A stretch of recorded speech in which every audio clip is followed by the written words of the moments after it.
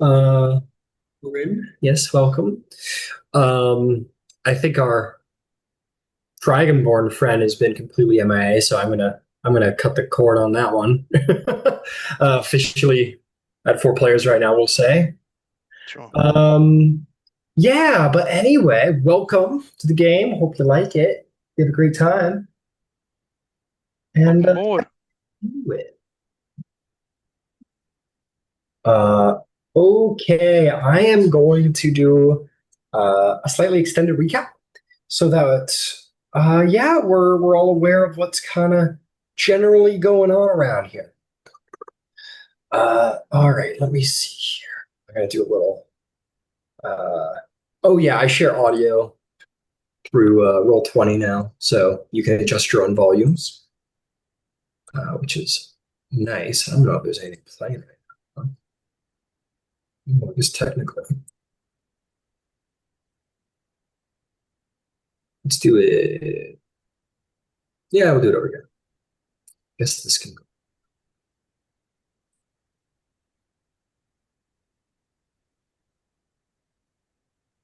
Sorry, I'm having a little trouble hearing my music, so I'm just gonna take a second.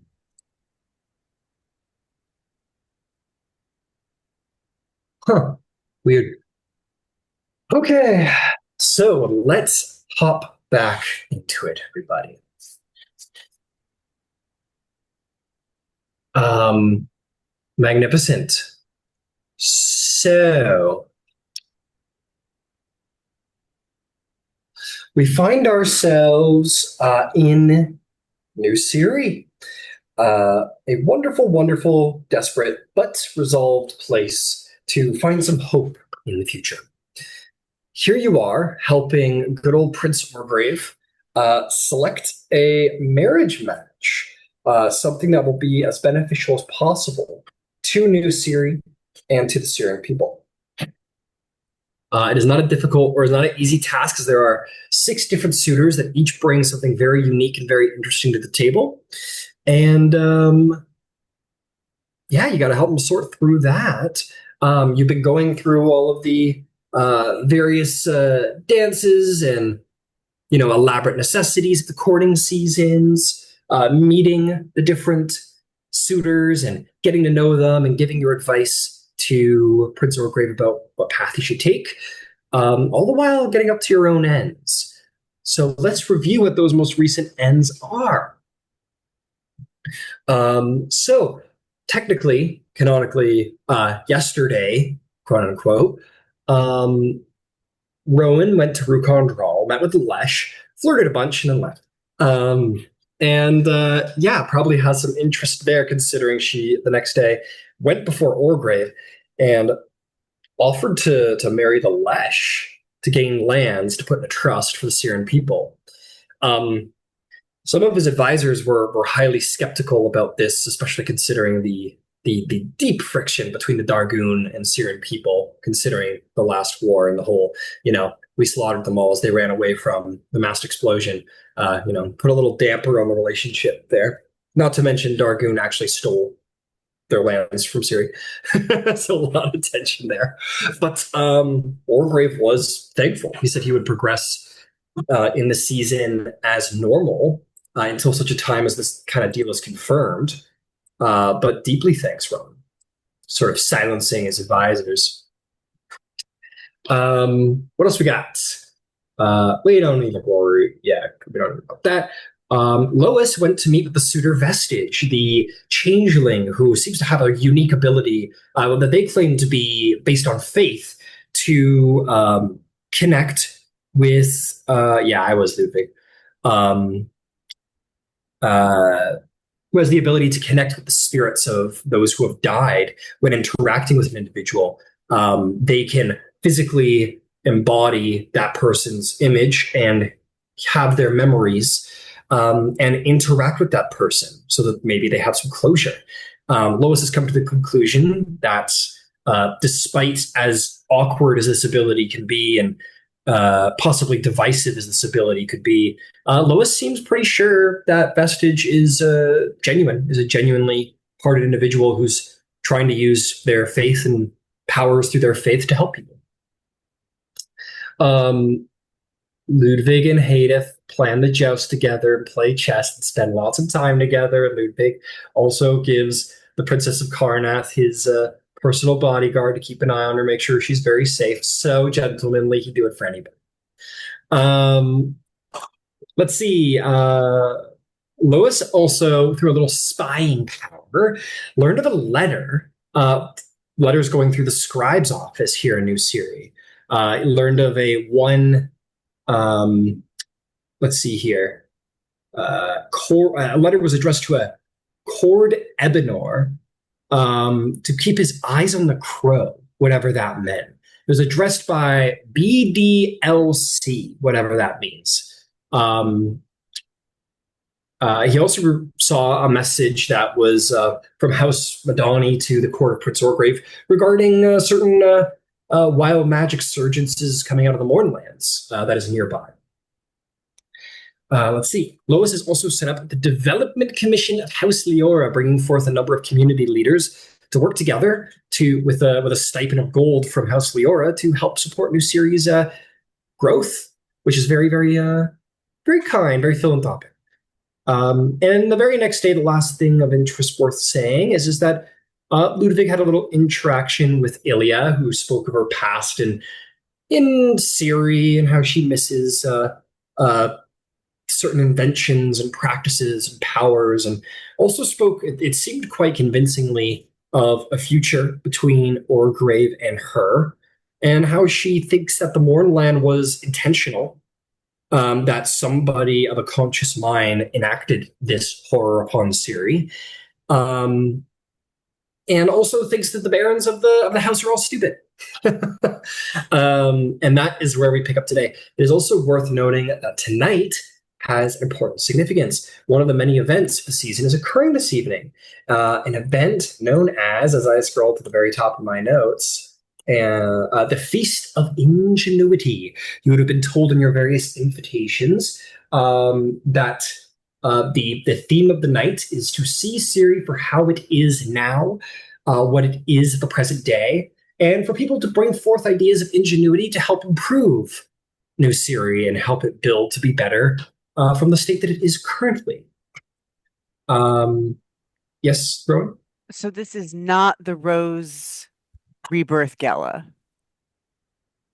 No, as a reminder, coming to New Siri, the original itinerary, quote, the original agenda has kind of been basically Oargev kind of said, no, turn that all off. I don't want to do that. And he put forward his own events that he's keeping kind of last minute and secret. But I don't know how to dress.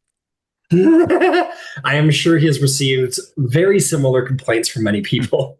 But alas, this is what he has decided, and he thinks it is, well, you can always talk to him about why he decided to do it. But he decided to take firsthand control of what kind of events are going to be happening. But as we come into the adventure today, I think it would be best to be seen through the eyes of a newcomer.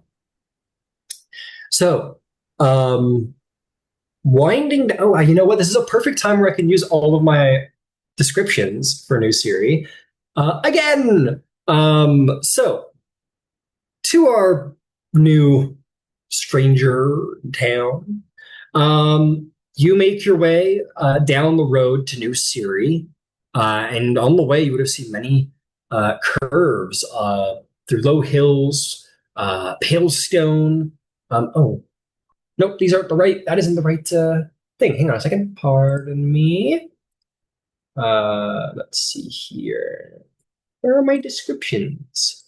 Half a moment. As I just get them ready to go here. Let's see here. Yes, this is the dog we're looking for. Okay. Beautiful. So, as you walk towards the road that carries you east across Braylon, turns rough and lonely. Mile markers lean like tired sentries, and ditches choke the prairie grass. Farmsteads grow scarce, then vanish, and the post road breaks into a rutted stretch of that is patched by local hands. Wind combs the empty fields and carries the dust of a land no one else wants. isolated grasslands between old trade lines where wagons pass only when they must. And below a low rise, the town comes into view. A refugee camp grown into a city of stubborn intent. Timber palisades and watchtowers ring a sprawl of tents, wagons, and fresh cut lumber. New streets try to keep straight lines, but older footpaths still curve around cooked fires and canvases. Here and there, no stonework shoulders up, a graceful arch over a wall, a colonnade fronting a meeting hall, a little plaza with a memorial stele. Each piece reaching for the elegance of a homeland lost. Banners hang clean even when roofs are patched.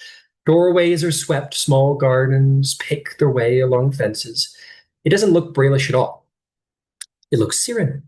Stylish where it can be, and ingenious where it must. And as you approach the gates, you feel the mood before you here in the marketplace. Dignified sorrow threaded with fierce hope. Artisans haggle without raising voices. Children run messages between tents and workshops. Veterans in mismatched uniforms share the shade when caravanners and healers. And resources are tight, but pride carefully kept. And the town stands straight, a fragile, shining promise for thousands who refuse to forget what grace looks like, even here on the edge of the moorland shadow in the distance. This is where you have come, my unknown friend. I think it quite fitting we keep your description to ourselves just for the moment, or until someone bumps into you at least. So you have made it to New Siri. You've heard, I'm sure it's going to be no surprise above table that this person has a dragon mark of the new what that binds them to the campaign. So as you, Impossible. that is what Inconceivable. Inconceivable. So this is, of course, the above table knowledge, but in game, no one would know. Of course, no one would know in the moment. But as you come into town, you would have heard these other people with the new dragon mark are here doing something of, probably great importance, maybe. And you wander into town. There is much to see, much to do. There's the mansion court of New Syria, not as fine as the palaces of other cities, but nonetheless nice enough. There is a very nice inn in town, probably meant for the higher folk. There is a market, there's living quarters, there's this tent city. There's even a House Orion enclave, the house of passage for transport. Caravanners, barracks, it's got all the essentials. So tell me, where do you want to go first? What is your goal? What's the plan, my friend? I think he would head towards. He would look for anybody that looks important around. Well, there's a couple of those. Let's see here. Okay, I'm gonna. I want you to roll me a d10, and that'll determine who you bump into on the road. Okay, how am I rolling? Am I rolling physical or individual? Whatever you please. We use the honor system, so you can do it online, you can do it in person, whatever you like. Okie dokie. I would just 3. 3. Okay, let me see. Awesome. Okay, let's get you right into the middle of it. Let's just dip your toes right in. All right, let's see here. Okay. Okay. You see a very interesting sight, in fact. You see this Warforged wandering down the street, and you've seen many Warforges, but this one is probably as unique as you've ever seen. This particular Warforge's chassis is very feminine, which is not, Warforged are typically very, genderless, but this one seems to, their integrated armor very much shaped in the feminine form. Actively wears this lavish, beautiful, elegant pink dress, and is patchworked a little. It looks like they might have taken damage here and there, and is patchworked a little here and there with different colored pieces of metal, but it is elegant. The ones on the head sort of streak backward as if creating a hairline. and you see perhaps the most feminine and elegant warforged you have ever seen, and is accompanied by one other that looks much more the typical warforged mercenary. This is the first person you bump into, and certainly has the elegance that speaks of station. Would you wish to talk to this individual, or continue to look for someone else? No, I would approach this person. Very well. You approach this individual. The Warforged mercenary kind of turns its attention to you and sort of interposes itself, says halt. And the yeah, go ahead. Sorry. I'm unarmed. The feminine Warforged sort of puts a hand on the shoulder and says, "It is all right, Shred." And the Warforged steps back, and this feminine Warforged will say, "Hello, my name is Rose. It's a pleasure to make your acquaintance." And she will offer a delicate hand. She very much moves with the eloquence of a noble. He would bow down and kiss her hand. Very nice. She says, "Are you new in town?" Yes, I've just arrived. I'm looking for. I'm in the correct place, right? I heard there are new dragon mark people here. There are many dragon marks people. I believe a representative of each house, in fact. Is there a particular house you wished to speak with? I'd be happy to guide you. Uh, the new one. Ah, she exclaims. The new one. Shouldn't be too hard to find. They tend to consolidate their time in the Silver Swan Inn run by House Galanta. You cannot miss it. Tallest building in town, just off the market. Thank you. You've been quite a help. She will give you a little eloquent curtsy dip and say, she says, "I never got your name." Roderick. A pleasure to meet you, Roderick. I hope to see you again. Have a fine day. And she will turn to her attaché, her bodyguard, and the two of them will continue on their way to whatever it was they were getting up to today. Yeah, you can easily find your way through the market. I won't talk your ear off about the full market description until unless you actually want to go there. But I will tell you about the inn off of the market. I just gotta scroll all the way down. So you make your way past the market, which has many, many stalls, but your eyes turn more attentively to the Silver Swan Inn, a 3-story building just off of the market square, easily the tallest building in New Syria. It has whitewashed walls accented with deep mahogany beams and balconies overflowing with floral vines. Polished wooden sides swinging over the broad front doors, carved the shape of a swan mid-flight. Feathers inlaid with mother of pearl that catches the light. This is like maybe battles for the nicest building in New Syria. It sticks out as it's one of like the 2 buildings that actually possess some level of eloquence to it. It looks like it doesn't quite belong here. Doesn't quite fit the Syrian styles either. But once you step inside, you're going to find that the door to the main room, the main like eating hall and bar keep is closed, and there's a very little eloquent sign that says "Closed in preparation for the Feast of Ingenuity." But you will be confronted with a very kind of jolly looking halfling woman who I'm going to post a handout for. Oh, I'll post a handout for Rose as well. You met her. But this woman comes up to you and goes, "Well, how are you doing? My name is Fala de Galanda. I run the Silver Swan Inn here. How are you doing, honey?" Well, I'm doing fine. How about you? "I'm quite fine myself. Were you looking to get a room here this evening?" Uh, well, I was looking for hopefully the people who occupy them. Who's that, sorry? Well, I don't know any names, but I've heard of a new dragon marked house, and I wish to meet them. Oh, you want to hear one of them dragon knocked houses? All right. Well, I'll tell you what. You just talk to that fellow over there with the big stick on his back, and you're gonna turn around to see Ludvig. Would you like to describe what your character looks like? He's a he's a t- he's a tall, somewhat pale man with red red brown hair and green eyes with some scarring on his face, in a grayish colored clothing,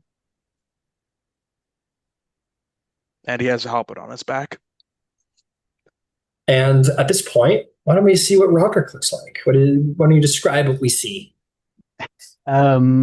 See a very tall, Quick slender thing. I'm man. sorry. Can you get the back wave close, the microphone closer? Thank you. I'm This sorry, better? trouble hearing. There you go. Cool. Go for it. It's a very tall, slender man, very finely dressed suit and like a trench coat over the top, black hair with streaks of white in it. Visibly unarmed. You don't see an arcane focus or a blade on his person. Um, looks very curious and would approach. Uh, Hello, I've been directed to you. You are part of this new Dragon Mark house.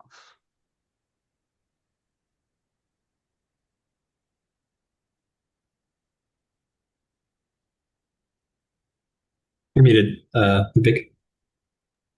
I'm Ludvig. I'm Viceroy Ludvig de Leora of the recently established House Leora. How is there something I can help you with? Well, um, yes. You see, well, this is just a show. And you like take his right glove off, and you see on the back of his hand, Dragon Mark. More and more every day is more and more every day.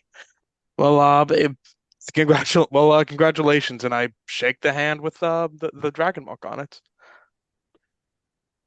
Yes. Congratulations. I assume you're interested in joining up. Well, I wouldn't be here if I wasn't. All right then.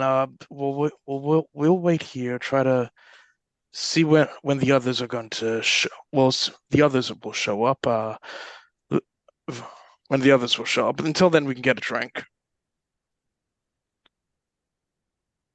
Okay. Yes. And I'm gonna. And Ryan, I'll send Roderick out to go find the others. Hey, we got a friend here. You see this. I mean, Carnathy looking. He looks a little bit like a washed out military veteran. A little bit. This guy who's standing with Ludwig. He's got like some scars and cuts on his face. Clearly a veteran of the last war. He probably wears uniform. Oh no, you told him not to, right? So he's probably just in like nice enough clothing. But he looks like maybe he's I don't know. Yeah, he looks like a washed out veteran. He gives you a nod, Ludwig, and he'll head out. And with Todd seeking Rowan and Lois, I'm just going to give you guys the power to say just raise your hand when you'd like to enter the scene, whenever you like. But with that, yeah, Ludwig and Roderick, you guys can grab a quick drink. If I might ask, what of Roderick's human, right? Yes. Okay, oh, okay then. For Roger, correct? Yes. Like, My name. Good. Once again, it's good to meet you. Like, I pull up two chairs and order two beers and ask, "What? So where are you from?" Uh, there's a bit of everywhere, really. I travel a lot. Uh, bit of a nomad. been a nomad then? Yeah. It's good. Well, it's good. Well, it's good to hear. We need people who've been around the around various parts of the world. And when did you get your mark? Uh, well, not that long ago. When I first saw it, I hid. I didn't know what was going on. But when when I heard there was others, I came as fast as I could. I had the exact same reaction personally. I I gained consider yourself thank lucky. I only got mine after someone nearly blew me up. Oh, So it's good to know others are getting it much easier than I did. yes. Rowan will pop in right about So this time. All right, Rowan. As you see Ludvig and Roderick, and you move up to introduce yourself, Roderick, you'll turn your head to see Rowan. Would you like to describe what you look like? Uh, I'm gonna pull up the Pinterest to show you the fit of the day. But you see this human woman, and she has kind of olive skin, green eyes. She's roughly 5'9", has a kind of a willowy, tall, uh, supermodelly kind of build, although like you don't necessarily look at her and go, "Oh, she's so strikingly beautiful." I'm just kind of giving you the idea of like her dimensions. And she is in this. As she walks up to you, I've got to find it, but she's you will be able to see her face like just underneath her neck. You'll be able to see the top of the mark that you would recognize. Uh, but otherwise,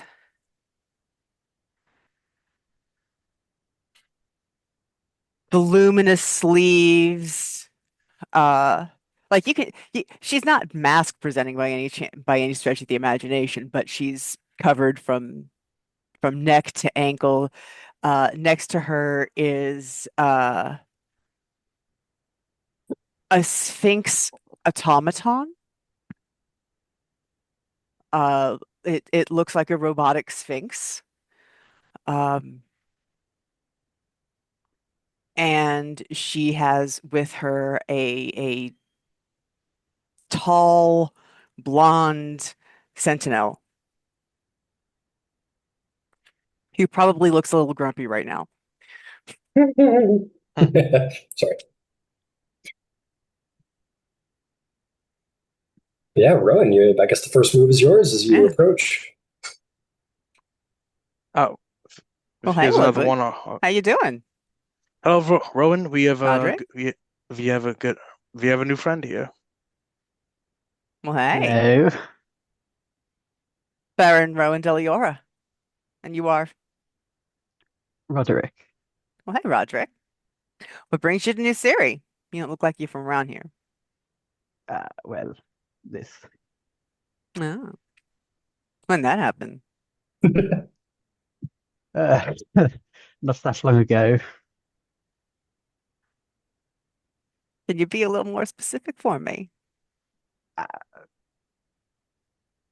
well, maybe I don't know. Uh, You don't have to few answer me days, like right now. week. I don't. Yeah, if you're looking for, you can give her the accurate answer, and I will simply. I mean, I could go through the calendar and count all the days, No, no, no. but Rowan, you would. Well, yeah, it would happen at the same time as every other mark you've ever run That's into. all. That's all I'm checking. That is all Cool. I'm checking. That Yep. clears. Thank you. If, of course, Roderick, you do want to share that in truth. Yes. Okay, cool, beautiful. Huh. Well, at least it's consistent. Were you on? Were you in Corvair at the time? Yes. I Oh, was all right. traveling. Whereabouts were you? Um, Freeland, just on the road. All right. That's two in Breland. All right. See, everyone who got the mark seemed to have got it on the same day, right? In fact, as closely as anyone can calculate, anyone who got the mark got it at the exact same time. But not everybody was like, actually getting blown up. It's not that Yes. exciting, seriously. I don't recommend it. If you didn't fall out of an airship, if no one's tried to assassinate you, seriously, you're doing great. And Yes, she just drinks, she picks up whatever drink is in front of Ludvig and takes a sip. She's got a shit-eating grin on her face. Technically an implosion, but yes. That's right. That's Mm. right. Accuracy is very important. Technically an Mhm. implosion. So, Roderick, what do you do when you're not wandering? Talking usually. I I find sorry. making friends quite easy. So, talking your way out of trouble. Yes, or into it. He gives you a wink. Hmm. All right. Well, let me give a better example. All right. So, before this happens, I did a fair amount of work around the forge. By trade, I'm an artificer. Although I tend to work in textiles more than iron. Oh, she loves And textiles. I do love textiles.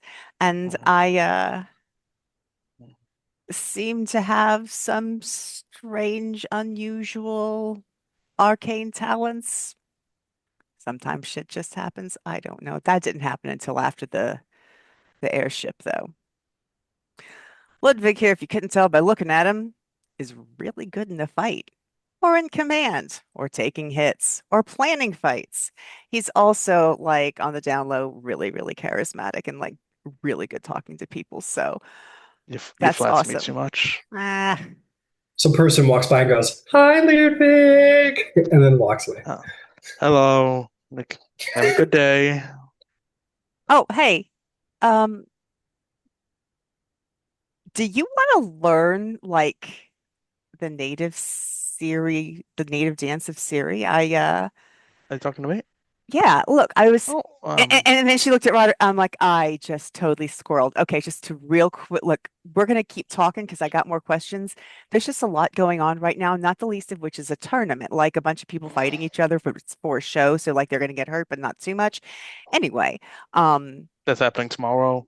after that, there's gonna be like a banquet, right? Because people beat each other up. They work up an appetite. They want to eat. At a banquet, there's dancing.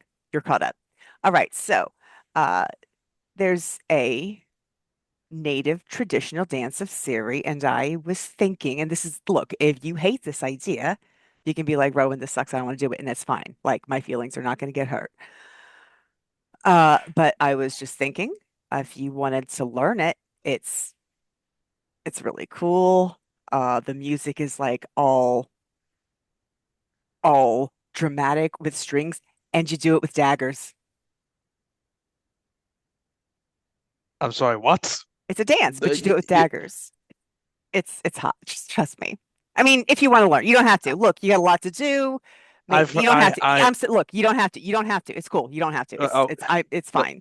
I'm like I'm not Ludwig takes a minute. disappointed. You got like no. This is one of those. I'm being nice, but you don't have to. I just wanted to support you in a way that makes you feel supported. But if this is a way that makes you feel like, oh my God, this is something else, then you don't have to do it. All right, Roderick. All right, happened all at the We, same time. Like I give Roderick Lena's the gonna look, lean like, into yes, she's like Rowan this and all be the like, time. "Rowan, don't forget to like breathe somewhere in there." Yes. I think She's like you, this. She's like this all the time. I think you're scaring the. You'd see Well, Roderick behind her as this blonde warrior woman, like very much looks like her bodyguard, and that's the plain and simple of it. Well, if you're talking about I can dance. I love to dance. If we are dancing, That is fantastic. And I love that too. Ever been in a fight? uh, not a fair one. I Good like that. answer. No, that's I, all right. So let's say you're in a fight. Are you like dodgy and coming in from the shadows? Are you like in the back doing mumbly things and, getting out of line of fire? Talk to me. Well, he moves his hand, and you see like an almost invisible like shimmer. There's something kind of just flies by. Oh, that's the shit right there. Well, when I stab someone in the back, there's no blood. Not bad. Oh, that is very good. That is very good. Are you skilled with not being seen places? Yes. Oh, oh, oh, oh, Welcome to oh. House Leora. Welcome to House Leora, Here's your signing Roderick. bonus. Roderick, we welcome home, my friends. Welcome home. Well, about your question to me, Rowan, about the dancing thing. I'm not the most experienced dancer on the planet, but I will admit that from what I've been told, it's basically like fighting just a bunch of fancy footwork. And if daggers are involved, it basically becomes fighting. So why not?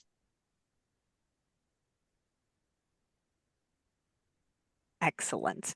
I will oh, I'll run to the market and see if I can get some of the daggers. If I can't find them, I can whip some up in the forge. It would be easier just to buy them. All right. So yeah, we are in the process of traveling pretty much around Corvair right now. We have been tasked by the Ooh, how much do you know? How much do you know about dragon marked houses? You can Okay. say nothing. It's cool. Not much. All right. Cool. Listen, most of us are foundlings. Foundling in dragon born or dragon Mark, dragon mark air sets. Um, when you're a foundling, it means that one day, poof. Usually it's not like you just wake up that way. Well, I mean, it was for Lois, but she's like a totally different animal. Um, most of the time, there's some kind of struggle or test, and the stress, the process of solving this test, or this puzzle brings about the mark. That is the usual process. When you get the mark in another way, and you're not connected with the house, that's called being a foundling. Since we're the first people with this mark, most of us are foundlings. You got a few people like me and Lois who were from houses before, which is to say, normally, like one person's got one mark. Like you just, before us, nobody ever had two dragon marks at the same time. So, I think that's got you caught up. Tonight's ball is about ingenuity and what can I help you with? I mean, we'll make sure you got rooms. We're gonna have to get you a defender, which sounds, listen, I can be this his defender. this one no. Listen. Okay. No, no, no, no, no, no. If Okay. my ass gets threatened, if she uses you have this much time before I send Ludvig after you, no, no, no. All You right, gotta have fine. your defender too. We all gotta have defenders because we're a small house, right? It's And she'll look at Lena. It is prudent and wise. And so we're not going to play games with our safety any more than we already occasionally at times have to take necessary risks. She just kind of keeps Um, looking up um, at Lena. only necessary risks, of course, and he takes a drink to you. The grin on his face.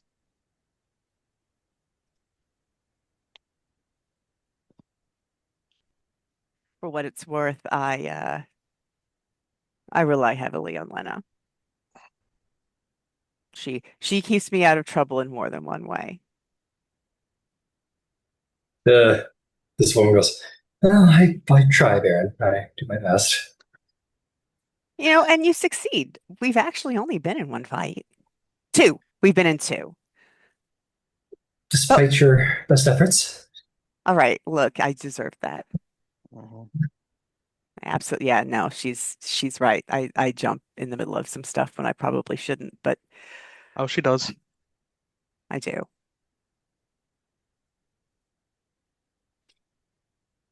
So Lois has a ton of stuff that she is doing today, and I'm very excited about it.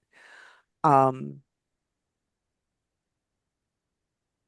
I am trying to think of if there's anything that we need to do before I run to the market, try to get those knives and come back. You, you want to know what I told? How my conversation with Ilona went? I would love to know how that conversation went. Oh, and I want to talk to the princess today. I like her. I really like her.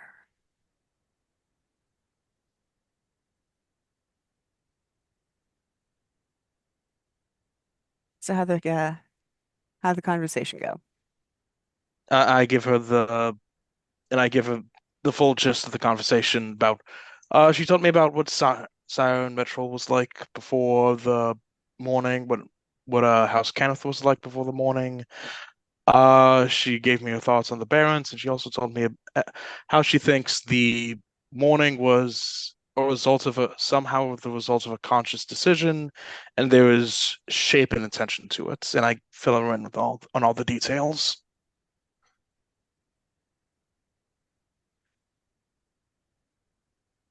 When you talk about shape and intention, Rowan cocks her, like she turns her head, she cocks her head, and she looks, maybe it's the bar, but she's looking at nothing. Like she's looking at a blank space. And if you look in her eyes, you can see gears turning. And she's You're perfectly still for a second. Oh no. Oh no, Roderick, she has that look in her eye again. She's thinking of something. And she sits back. Shit.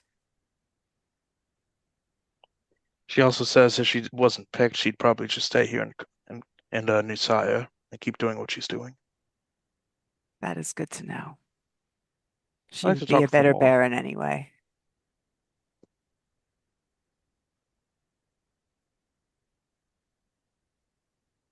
She should be Baron. I don't have the disdain for the others that she does, nor do I think she wears that disdain particularly well. Uh, I would love to talk with her more, and I think you two definitely need to talk. Oh yeah, I've been meaning to go down and visit to her to her workshop, but things happened and I had to take some meetings I'm yesterday. sorry. I'm sorry, real quick. I gotta hold up, pause. Are you guys talking about making Hadith Baron of House Leo? No, Is that what you no, just No, said? no, no, not no, Oh, okay. Hadith. We're talking no, I about misheard. Ilona. I misheard no, it. You, no, Okay. no. you're the dungeon master. You should be able to keep track of all this stuff. Although arguably you can't argue that she is parent of House Leora right now. No, no, no, Well, no. there's Don't worry about that. I'll sorry, fix it. I misheard that, and I short circuited a little bit. No, no, Have to. no. We're talking about, to be clear, we're talking about Elena. I got you. Got it. We switch. All right. hold on. We You switch switched topics gears pretty. and we followed it, but we didn't use other names. So, Roderick, we are actually talking about two different individuals right now. We Yeah. started out talking about someone that Rowan was gonna get to know, and then she said there was somebody else. I mean, to go to her workshop. Those are two different humans Yeah, that she let's. was speaking to. I'll Sorry. say that maybe Let's. Rowan and Ludvig in this moment realize that they've gone onto a humongous ramble track that requires a ton of context. Sorry. Yeah, no, no. That You know something? It's not that deep. It's not that deep. Like there's a bunch of people. You're gonna meet people. All right, I'm gonna go buy some knives. Roderick and I will keep drinking. uh, does You ever play Loisana Dragon show Chess, up? Roderick? Hang on a second. Does Loisana show up at any point there? No, Lois has a Okay, very full plate if she's going to get done what she wants to have ready for tonight. fair enough. Fair enough. Well, then let me simply say this.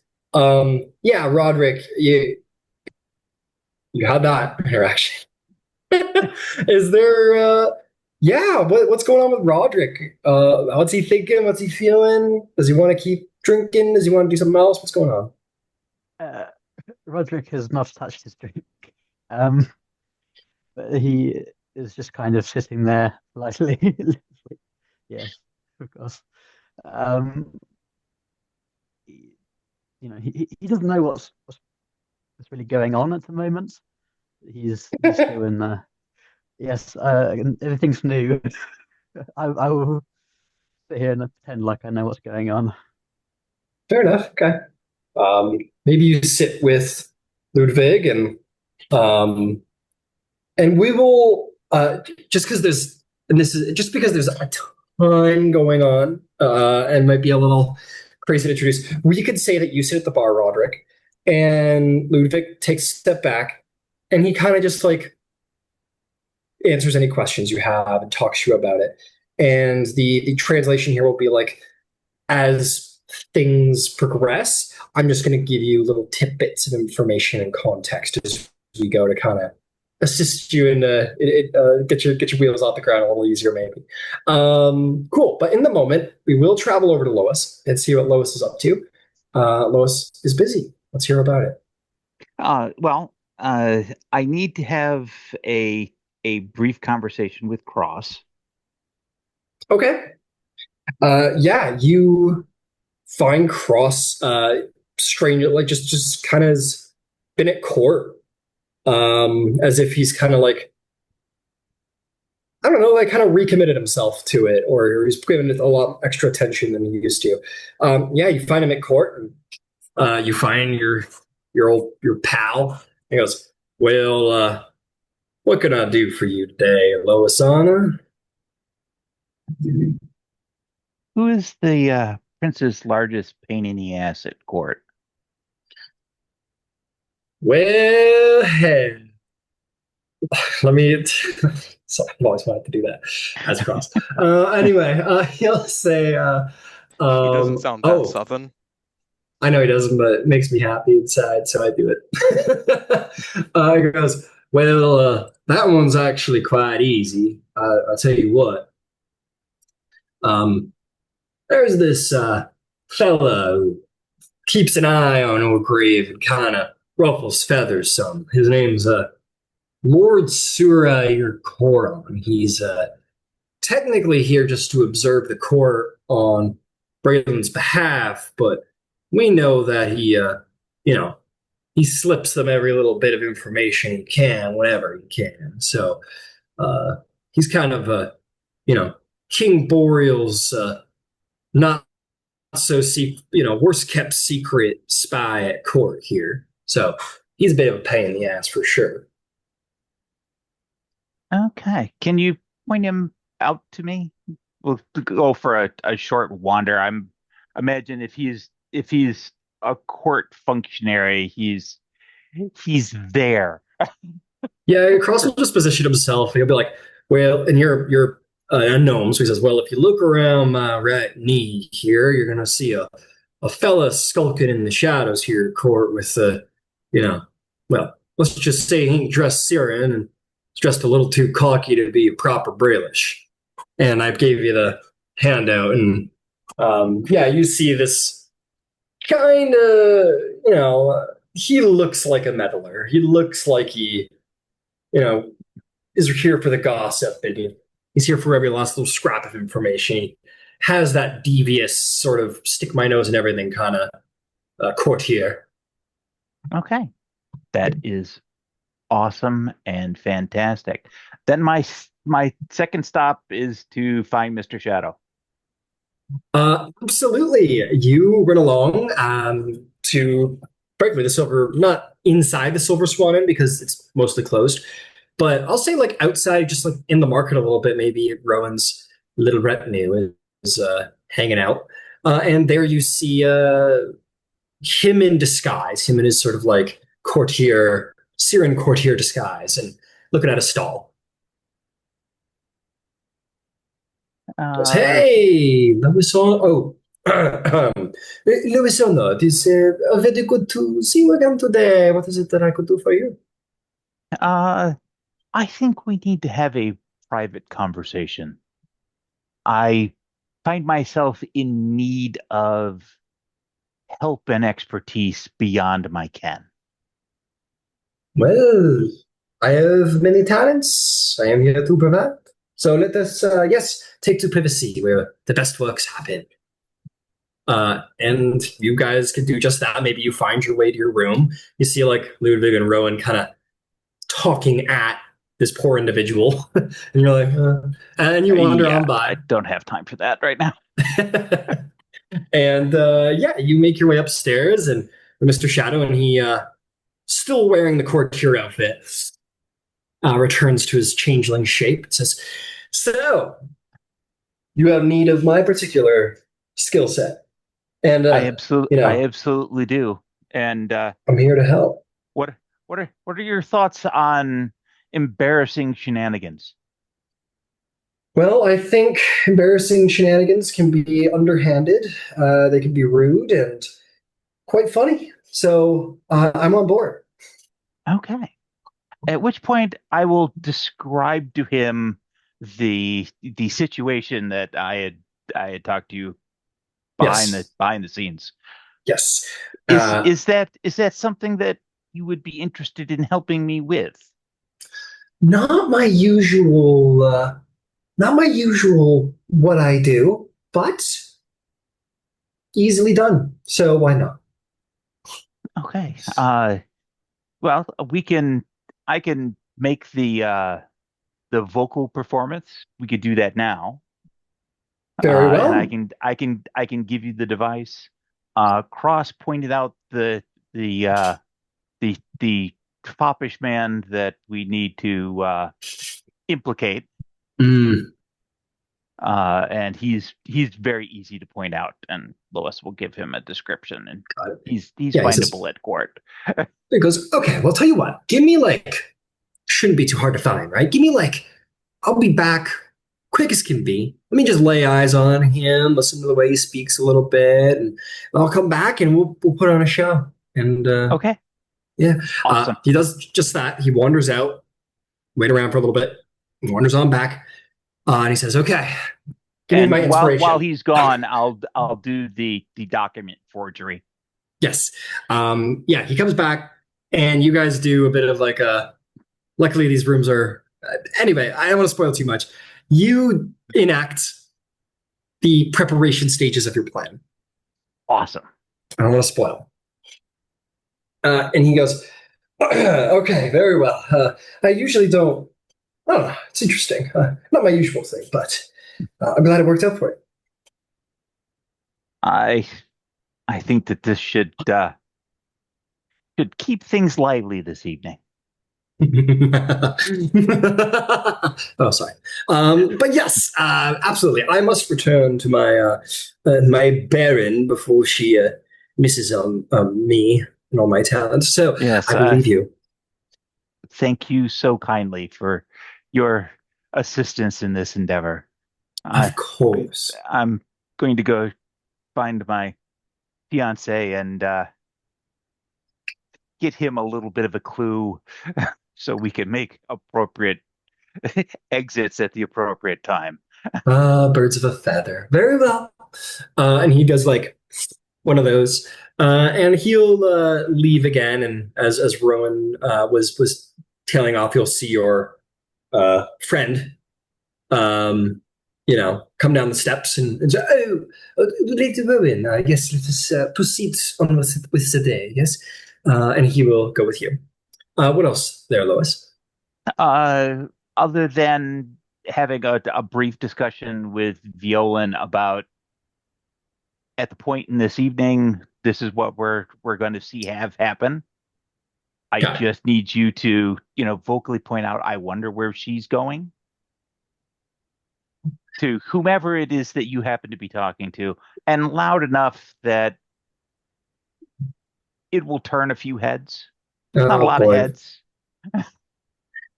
I will maybe try and keep it subtle, but I think we can make this work out. Awesome. Cool. You're Okay. you're a mean woman, Osana. It's the Zill way. It is. How do you remove an impediment without removing the impediment? You kill two birds with one stone. Oh boy, you and your rhetoric does something to me. Yeah, yeah. And Anything else? Lois will kiss him and wander back. I saw Ludwig and somebody talking. Uh, Sure. are they still there? I saw Rowan leave. So Yeah, yeah. So I'll tell you what, Roderick, Ludwig's in the middle of telling you about, and he goes, "Oh yes," and then it exploded. And at that time, if you Imploded. wish to, excuse me, if the Baron heard, she'd be most upset. It imploded. But no, and at that time, you are going to see another person approach. Who let's hear this description of now, Lois, as you go to introduce yourself. It seems. well, the first thing is Lois is a gnome. She comes up to just a smidge above 3 foot. She is very, very tiny. And she is in her working clothes, and other than height, because finding outfits and people who are wearing outfits that are of the appropriate height, I put in the chat her image. She has very much the same kind of facial characteristics that if you are a Fallout 4 player, Piper, uh, brown hair, brown eyes, uh, flat cap, uh, very, very business, but a little rough. Unlike Rowan, who is business executive. Um,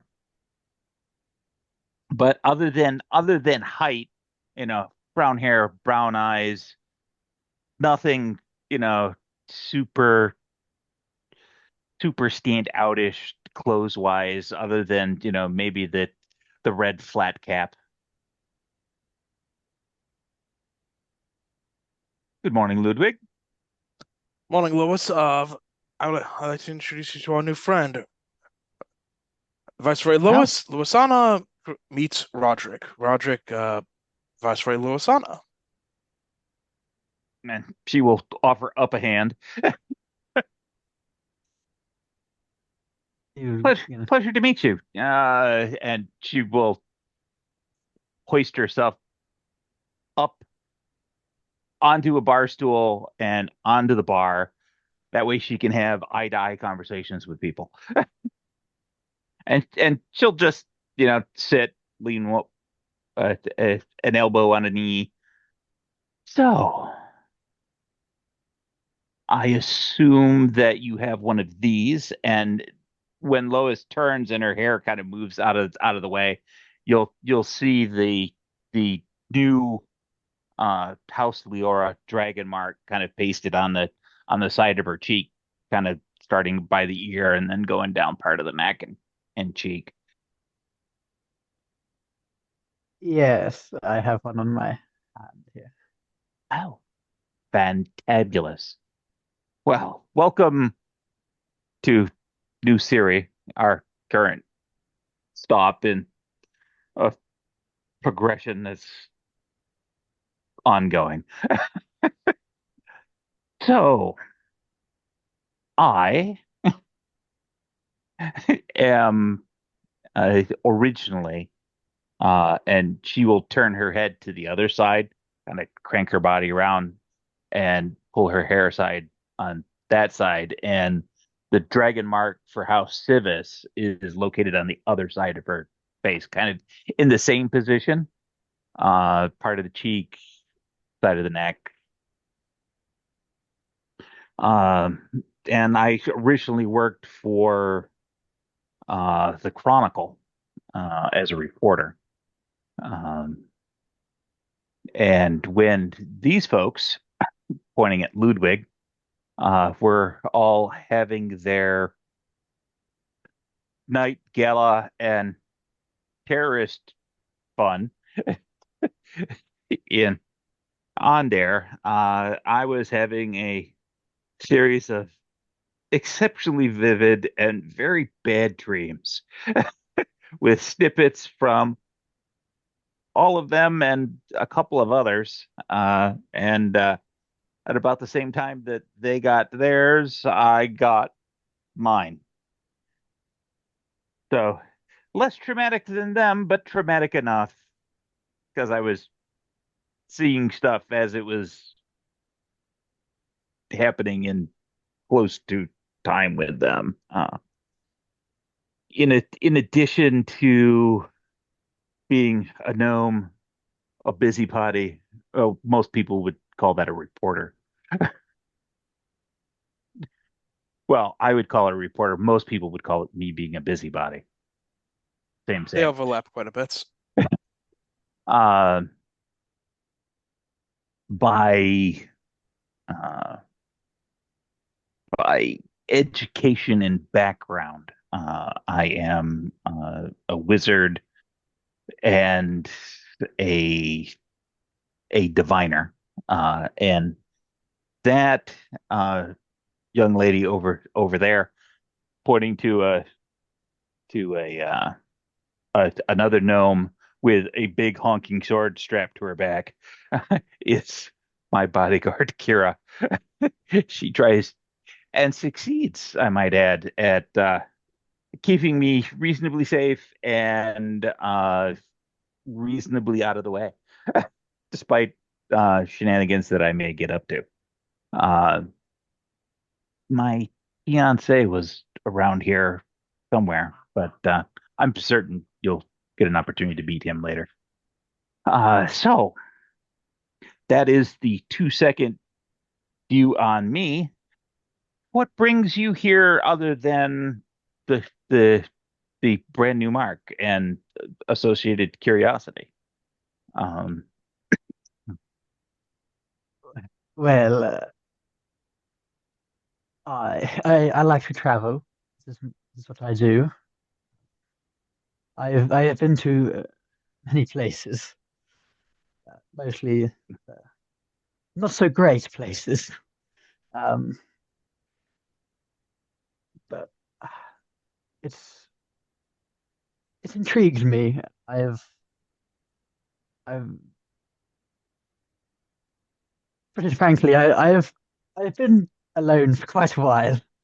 Um, and you know, there are people in a similar situation as I. Just like to meet them. well, and we are pleased to meet you. Have you had much opportunity to explore the manifestation of your mark?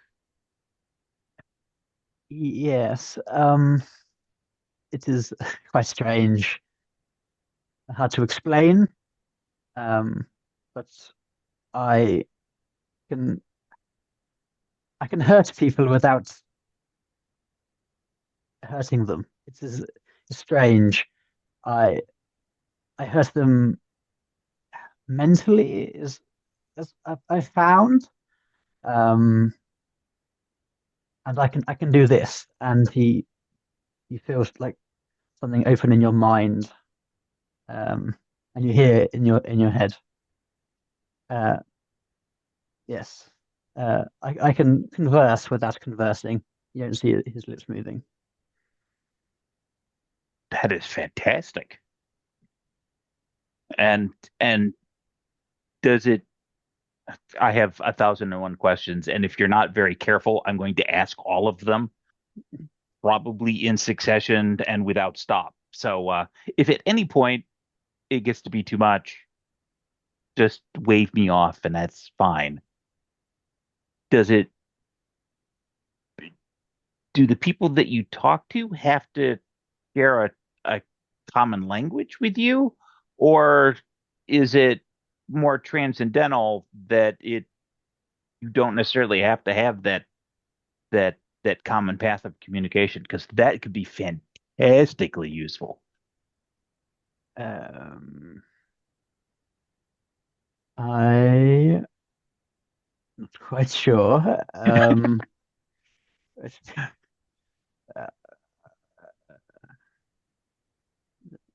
I've never tried it before. But as I can do it with multiple people. Um, Oh, that's also terribly impressive. Very much yes, and so. I I find I tend to succeed at things that I really shouldn't. I don't know. Is There's nothing. There is absolutely everything right with that, so far as I'm concerned. Uh, yes. on a scale of workaday to kind of Rowan executive CEO, uh, where in the grade scale is Roderick's uh attire? Uh, he's very well dressed. Very fancy clothes. Fantastic.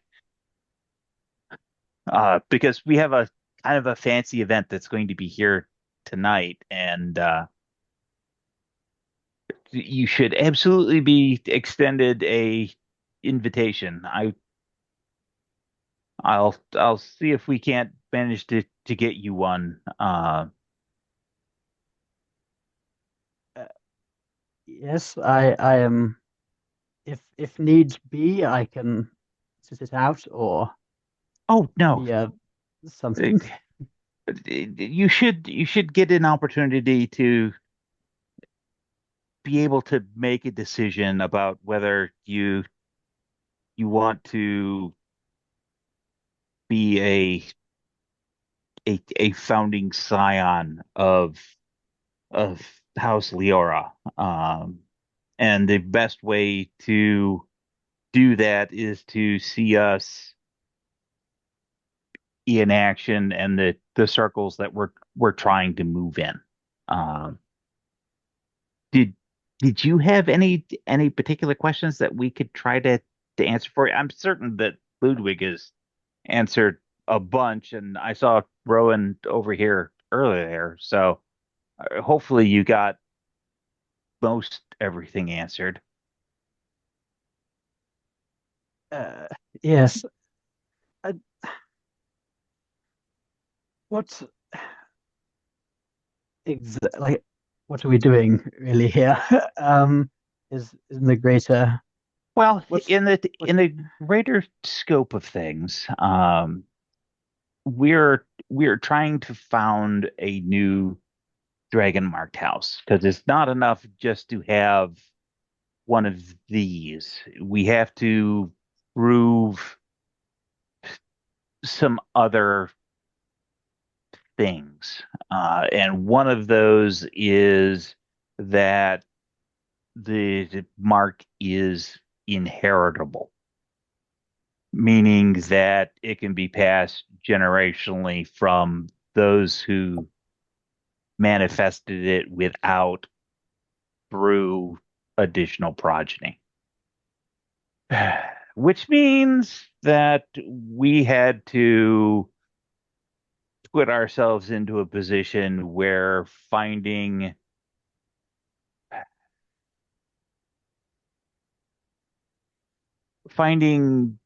wedding partners, mates, husbands, wives, whomever, was essential.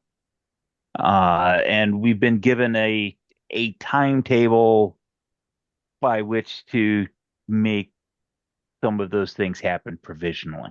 Um, our our particular endeavor is is somewhat hampered by the fact that our new mark significantly overlaps with what has historically been the purview of House Civis, specifically the area of diplomacy. And negotiations and mediation and stuff like that.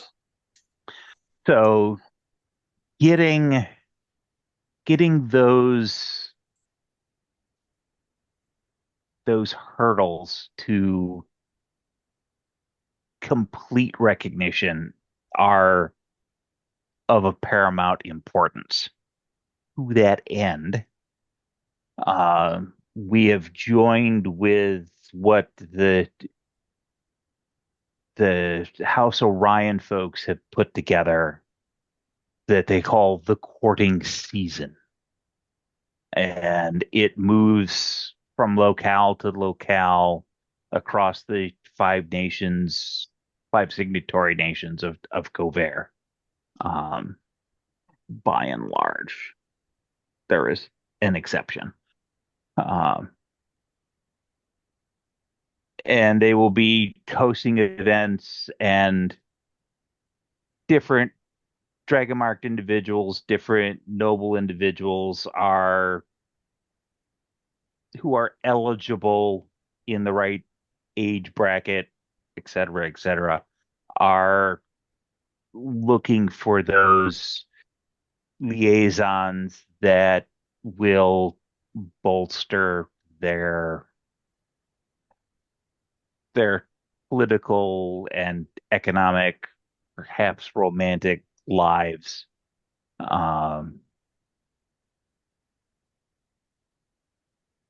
In sort of an organized way. There is a significant amount of pomp and circumstance.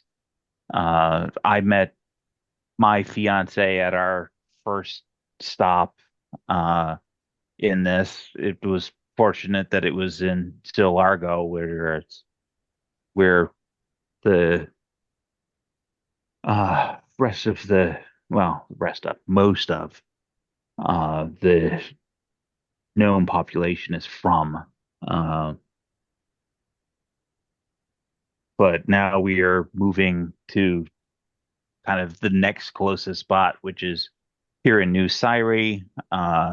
The Siren Prince is one of those eligible bachelors who is making the rounds of the season. He is a personal friend to one of our other house founders, a diplomat for New Syria named Cross, who is a warforged, and has a dragon mark, which makes him doubly interesting. As to the best of our knowledge, he is the only dragon marked warforged.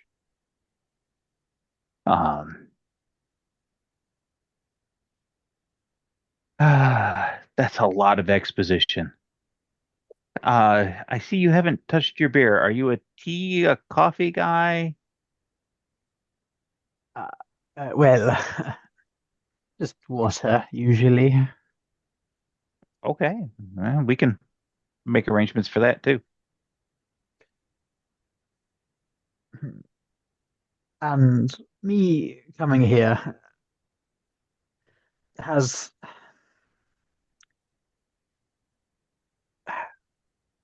uh, how do I say, am I required to, am I required to do anything to, you guys to, yeah. Well, we can we can discuss, and I'm certain that Rowan and Ludwig both have some ideas, but I think the the first the the the first activity, I guess, is to get to know us and decide if you want to be part of this founding. Uh, it is not an absolute necessity that you do. We would love it if you did, because that would take some of the burden and responsibility and spread it out a little bit more, which would be hugely beneficial.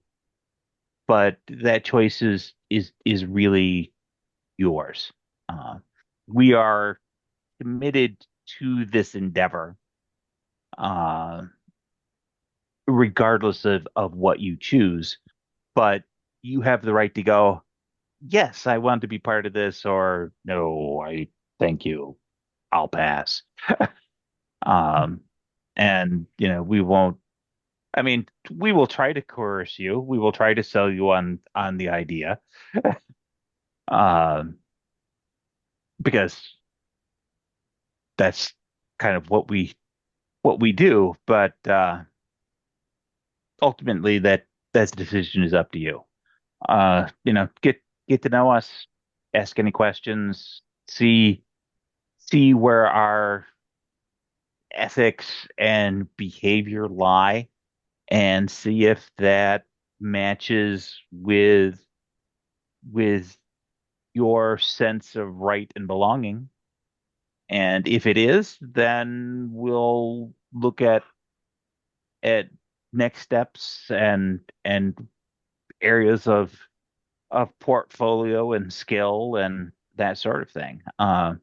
You said you excel at kind of random things. What kind of random things?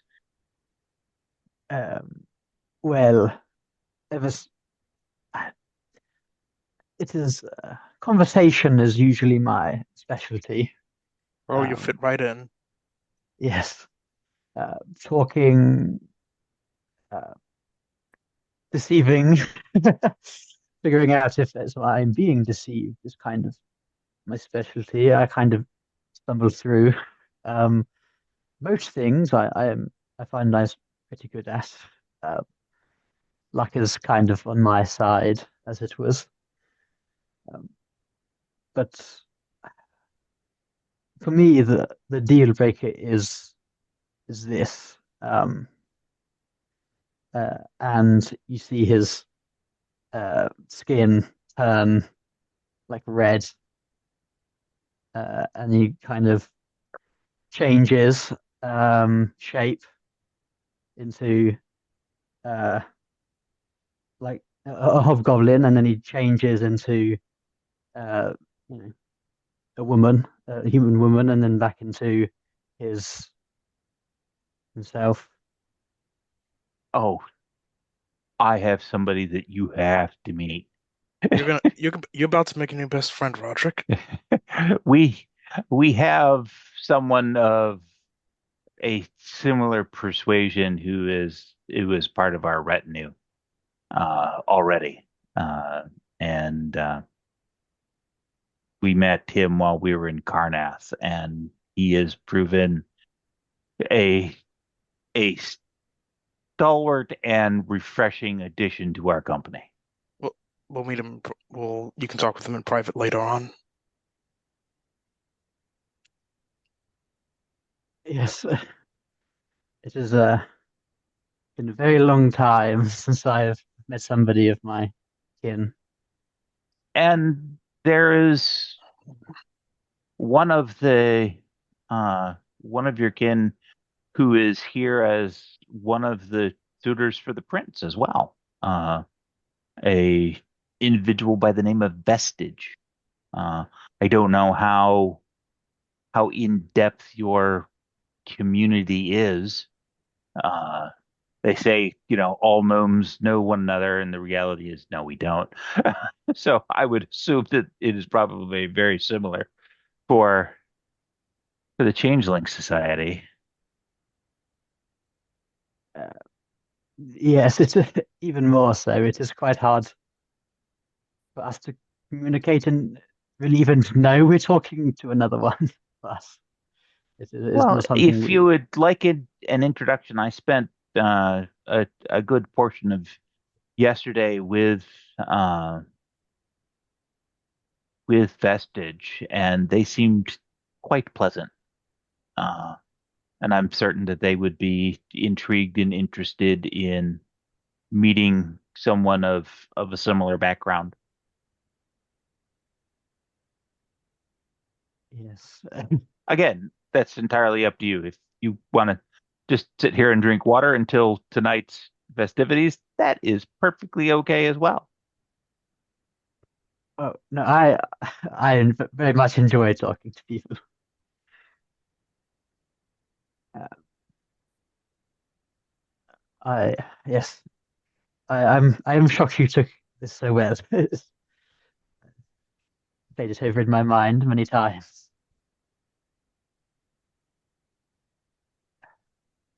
Have you had a chance to speak with uh, Vestige, Ludwig? I can Um, introduce you as well. not yet, but I have other people I have quite a few people I still want to meet. But Well, if I'm doing one introduction, I can let's do as easily do two well, if you let's do want. two. Well, let's do two. Why not? Rowan's not back yet, so let's do that. Okay.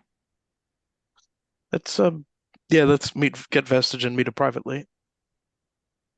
Meet them privately.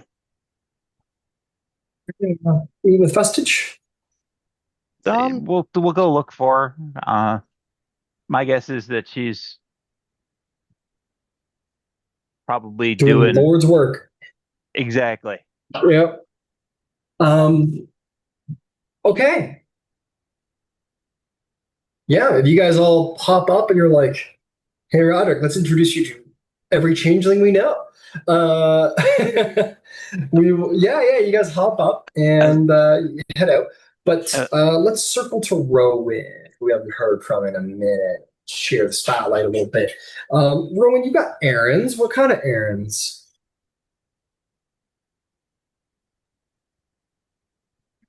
Okay, well, I was looking through my sheet and I should know his name, but I can't think of his name. But I can tell you who Okay. he is. Um, Oh, your buddy old pal in the market? in Whitehaven, yeah, in the market. Don't worry, I also don't know it, but we'll find it. Hang on a sec. There's a lot to keep track of. It's all Oh good. yeah, but she knows that he's someone who gets things.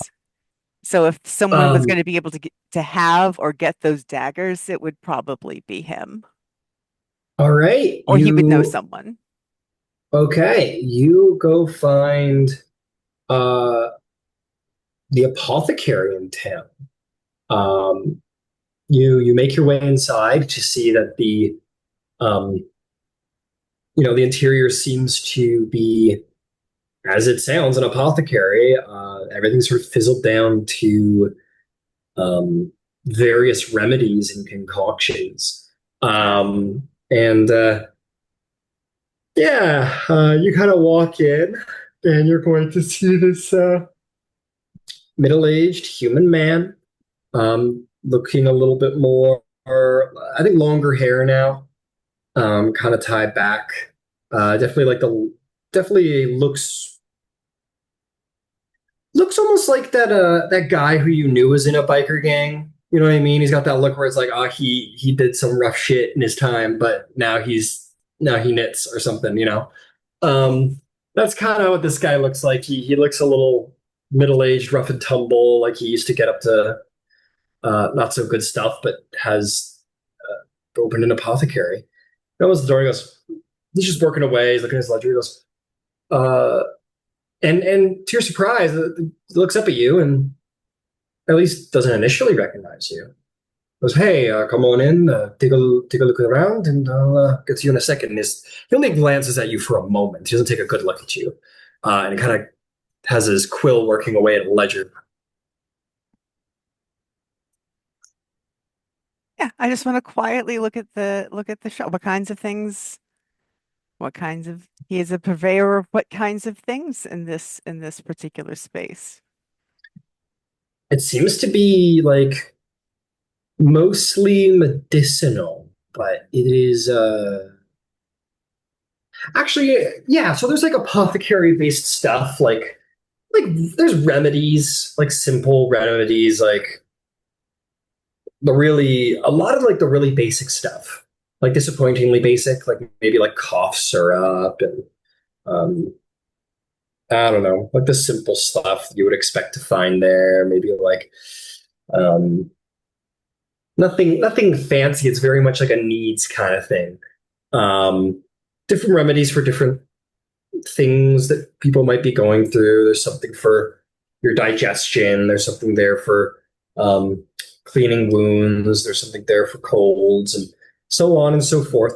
There is other more interesting stuff though that is based for like maybe even like construction and building and stuff. Like maybe there's uh like blacksmiths like acid coatings off to the side. Um, Various like knickknacks and doodads, apothecaries, alchemy. It's a very varied field. So it's like it's a little bit of everything for the basic use of things and maybe slightly exotic stuff. Um, is there anything that and you can take it away with that if you want. There's something that you could think that might be there. What are you looking for? Or are you just kind of waiting for him to finish with his ledger? I'm just kind of waiting for him to finish his ledger. Uh, if he doesn't Now, have what I'm looking for, he probably knows how to find it or who would be able to find it.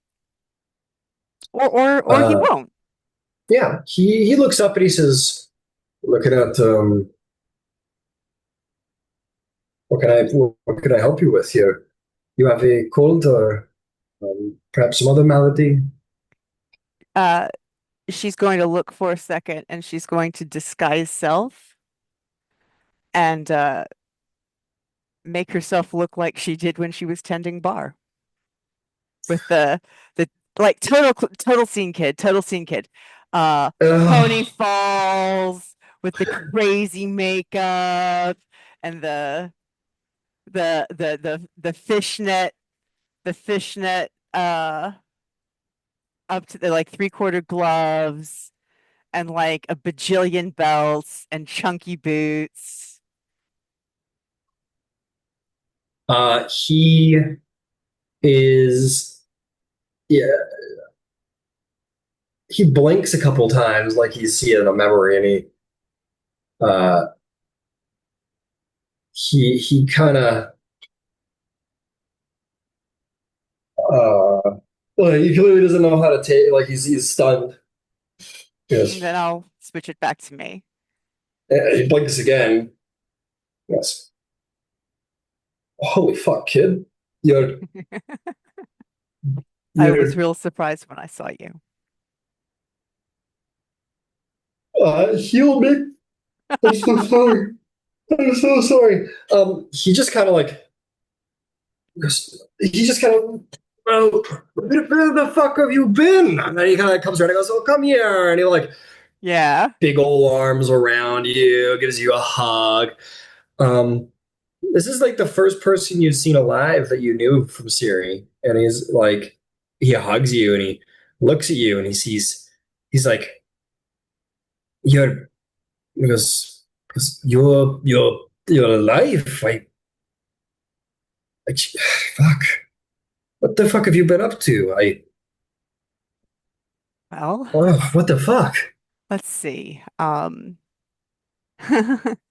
After all this stuff happened at the bar, right? My parents sent me out of the country uh to a university to be the apprentice assistant to a very eclectic, incredibly genius professor. And Yeah, you I just I disappeared on me one day, didn't you? I hated it for about 12 seconds. Uh, Always did have a quick turnaround time. so I was in He's, by the way, like gotten a bottle of something yeah, out from his counter and from under a drawer in his counter, and he's pouring you both a drink. And you might recognize it as something a little bit more unique from back in the day. nice. Above the table is it Lyreton? That Oh, his city. name. Sorry. No, not his name. Oh, The city. got it. The city you guys are from. No. We're from White Hearth, but the city that she was at. Right. It's like it starts Lyreton, with an it's L. Lyreton It is in Lyreton, Dargo. okay. Yeah. Okay. So she's gonna say, we were the professor and I were in Lyreton when the mists came in. She Right. was on one side, I was on the other.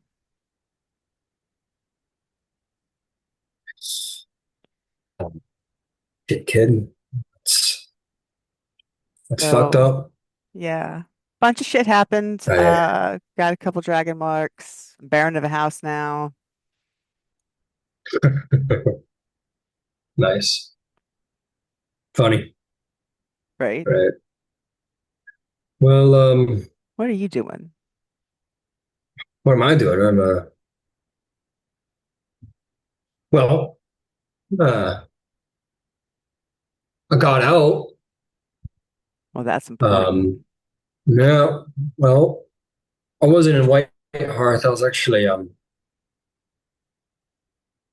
was up in Metro, actually, and so yeah, you were gone for a minute there. I was going up to see a cousin in Metro, and everything started cracking loose, and I managed to get on a lightning rail. I think it was like rumor was it was the second to last one at a Metro. Um, yeah, I was lucky enough. I got on the one that was headed east. The poor fools who got on the other one, it was heading west and went right into the fucking middle of it and was never heard from again. So I was in the fucking Talenta Plains and then train. Uh, one thing led to another. Did a big circle. Found my way to New Syria and fuck, people needed a. They didn't need a fucking bartender. Tell you what, they needed someone who could make fucking coffees. So here I am.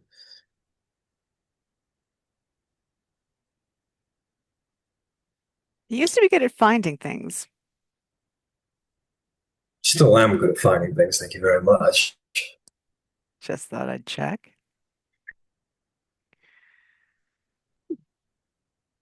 I'm looking for a couple of knives, like to dance the Yeah, taga I mean, with. you need to find those. This is, I mean, point of pride in Syria. I mean, they still dance it around here. I still dance it. That's all I needed to know. Also looking for a hat of disguise. How to disguise. That's a taller order now in a place like this. I can work on it. Where are you going to get the money for that? How much? Well, I mean, I'll need some payment to actually, put the feelers out. I The actual understand. hat will cost like 400, probably end up being 500, 600 at the end of the day. Fine. Wait, what do you mean fine? Where are you getting all this money from? Did you miss the part where I said I was Baron of a dragon marked house? And she'll pull down her she'll undo her tie and pull down and just show her Mark of Leora. What the fuck happened to you, kid? You mean you're a baron? You're a baron. Yeah, well, like I said, I Fuck, I run wanted an apothecary and you're a baron.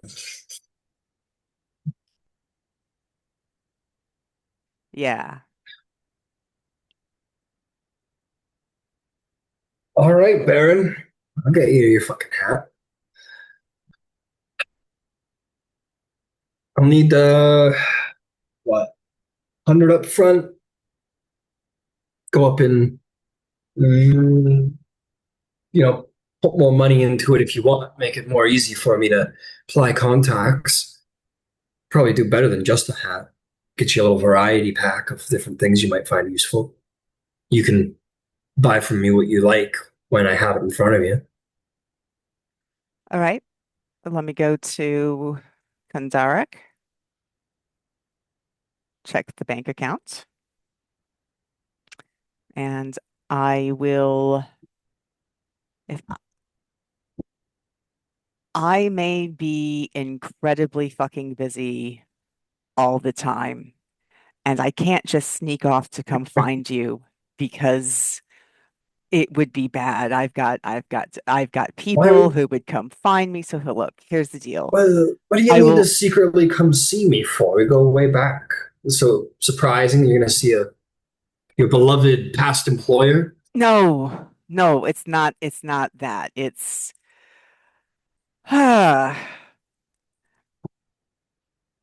it's been a ride. There's a reason I have a defender with me everywhere. Oh, she's with you. And Yeah, then she's she like, oh yeah, Scott stuff. Okay. What the fuck? All right. Are you in some kind of trouble? no. Well, yeah, but no. Look, here's the deal. I'm I'm on like the marriage circuit right now. Like in theory, I'm supposed to be finding the love of my life or some shit like that. Okay, Look, there's only so much you can tell me that I'm gonna believe. All right, you're yeah, on a I know I marriage don't believe circuit. it either, right? Look, here's the deal. Let me go run to Kanzarak. I will get you a fair deposit. It will absolutely be more than 100. Look, I don't know that you're I'll be able to do a full okay. 500 for the deposit. I will get you the I money. I only need 100 for the minimum deposit. Go up in increments of 10 for Yeah. assistance. It greases the wheels easier. The more money I got, and then anything that I put in front of you is going to be 400 a piece, at least. But that initial fee gets me in the door with some people who I can get some things in your direction in front of you to try and purchase. All right. I will occasionally be in a position where I need things and need things discreetly. I would like to do business with you. Well, I don't just do cough medicine, as I'm sure you know. I fucking taught you at the end of the day. Oh, I know. All right, fine. I'll help you out how you need. I And don't also think it'll be too weird. Oh, go ahead. there is a possibility that I may be getting into the salvage industry. You want to talk to salvagers? I know plenty of salvagers. I have some things cooking, all right. You good for the time being? You got your head? I'm fine. I'm fucking, I run an apothecary, so I'm only so fine, but I'm okay, if that's what you mean. Look, sounds like you got yourself in little bit of hot water. So let me just give you a fair warning.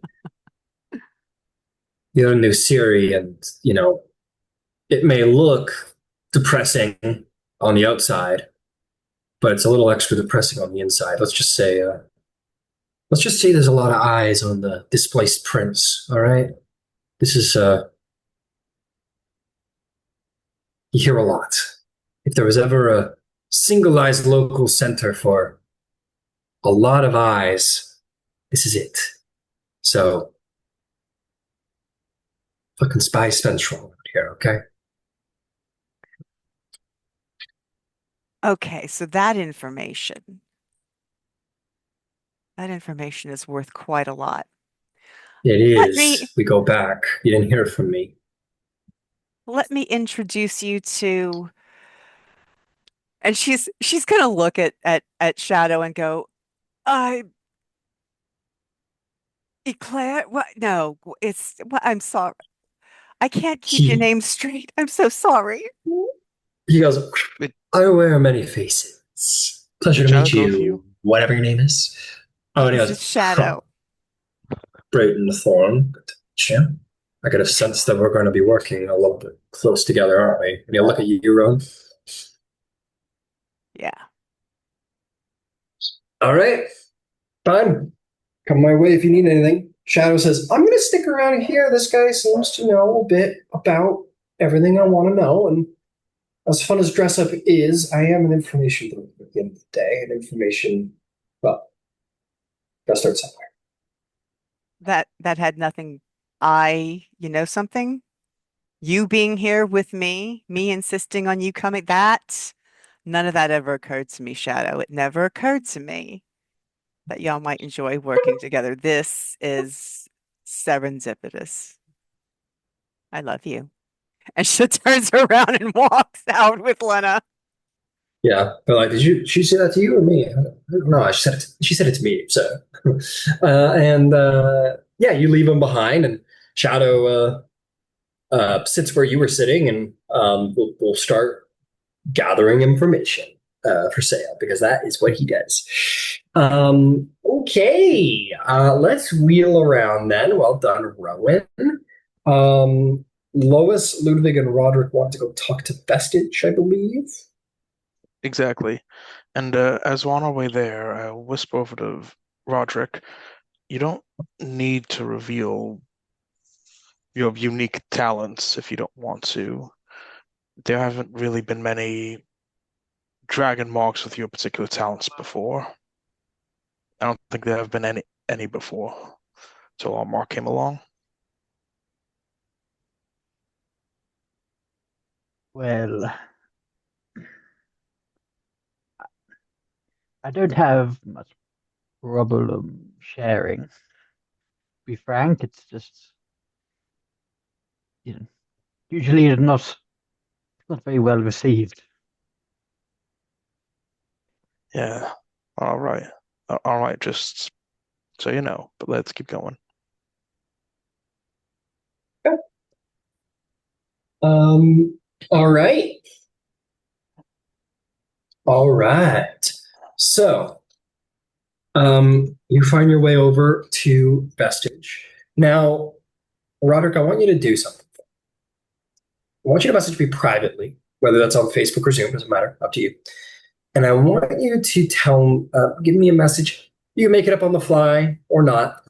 Someone from your past who you miss who died. Just shoot me a message. Keep it as simple as you want. And yeah, we'll go from there. Uh, is that good?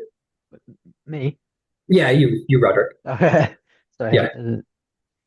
No, it's all My good. past. No Ooh, worries. okay. Hmm. All right, I will say, find your way into the tent city, uh, and let's see.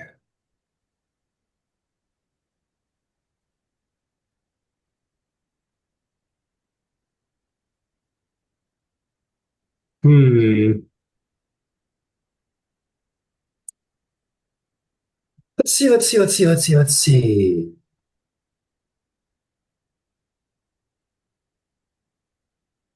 Interesting. Okay. You find your way through, and well, actually, I'm probably just going to wait on this little piece of information because it will inform what happens. Jesus, Rowan. I'm looking at the pictures you sent. The one with the chick with the gun. That's pretty cool. See here. All right, got it. Interesting. Okay. Oh, very interesting. Okay. You walk through the tent city and you see kind of meandering their way back, people kind of giving them a little bit of a berth. You're going to see a changeling. Appears to be a man with white hair. Like, looks like a changeling. They look pretty much the same when they're normal. And has, oh, sorry, not long hair, but has like a very, just like a very polite part, short hair, very almost like businessy, very, very simple, very humble, very uninteresting. And you all approach. This changeling gives Loisana a kind smile.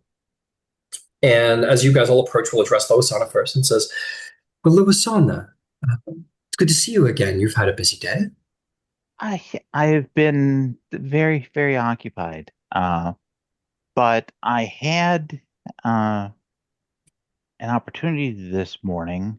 I wanted to introduce you to Ludvig, who is also one of the scions from House Leora, and someone who we've recently found company with, who you may have something in common with. And his name, their name, whichever is appropriate, is Roderick. See. All right, here we go. Hang on a second. Here it comes. So is going to address you first, Ludvig. I give him a And bow. you give a bow.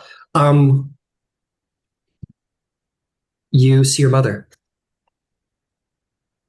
She goes, Ludvig, I've look at you. You've I grown up.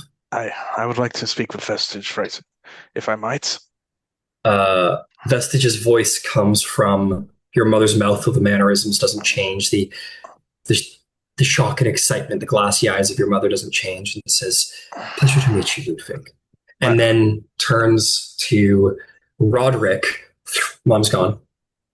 And while still, and keep in mind, wears like these like simple brown, almost monkly, not monkly, because that's a little too simple. Wears like nice brown robes. There's a certain elegance to it, but not ostentatious. It very much balances. It's almost monkly informality. Turns to you, Roderick, and turns into your person that you've messaged me. You guys see like you see a woman. She's kind of got. I guess she would be very pretty. I guess she would naturally be very, very pretty. This individual that you see, who goes, well, which is like the most beautiful sing-song voice comes from her lips. Goes, well, Roderick, how have you been? I haven't seen you in, well, who knows how long it's been, but how the hell are you doing? What? It's me. I'm gonna just give this person a name. Uh, please hold for the naming.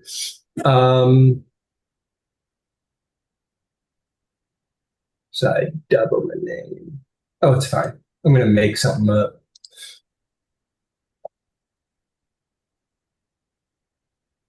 Oh my god. Hang on. Sorry. Take your time.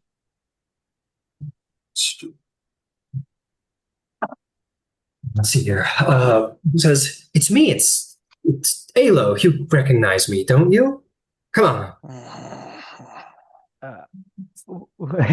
Well, yes, but You're dead. Yeah, it sucks, honestly. Wouldn't recommend it, but, well, hey, I never thought I'd get to see you again, buddy. Uh, Me neither.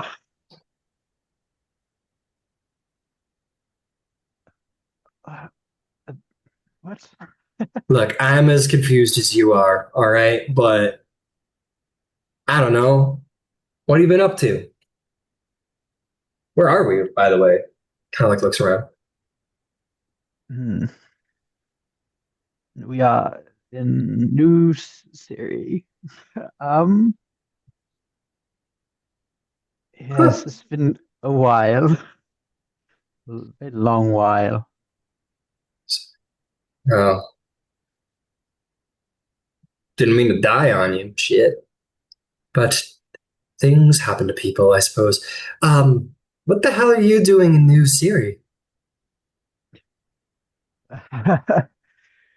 Yes, I've come a long way. Well, this happened to me. Um, You got dragon marked. Well, count yourself lucky, I guess. I didn't know, you know, looks around, sees the group. So I mean, I didn't know you could get a dragon mark after you've been winks at you. mm, yes. Well, it's been good to see you. I,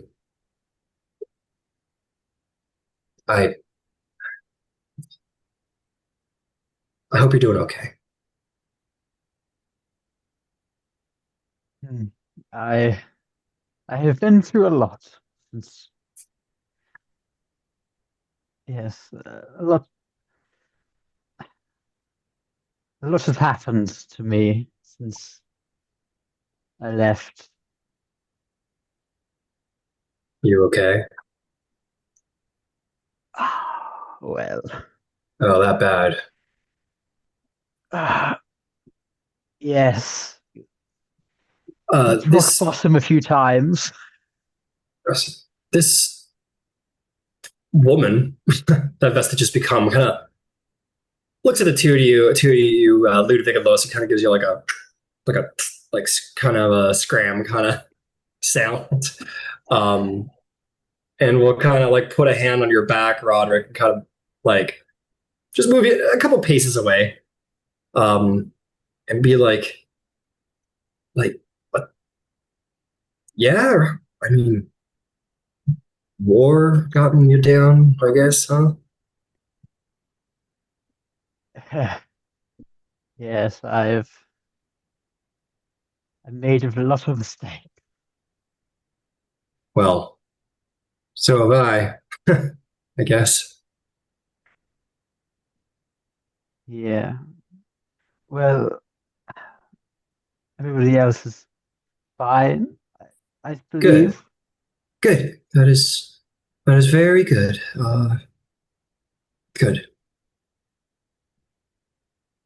Well, look, keep your I don't know, just keep your chin up, okay? Don't I don't know what to tell you. Look, you're doing better than me. If you ever feel down, just remember you're alive and not dead, and that probably might help. Should help. Yeah. Yes.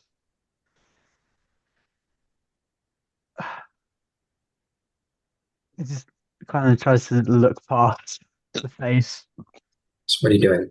What?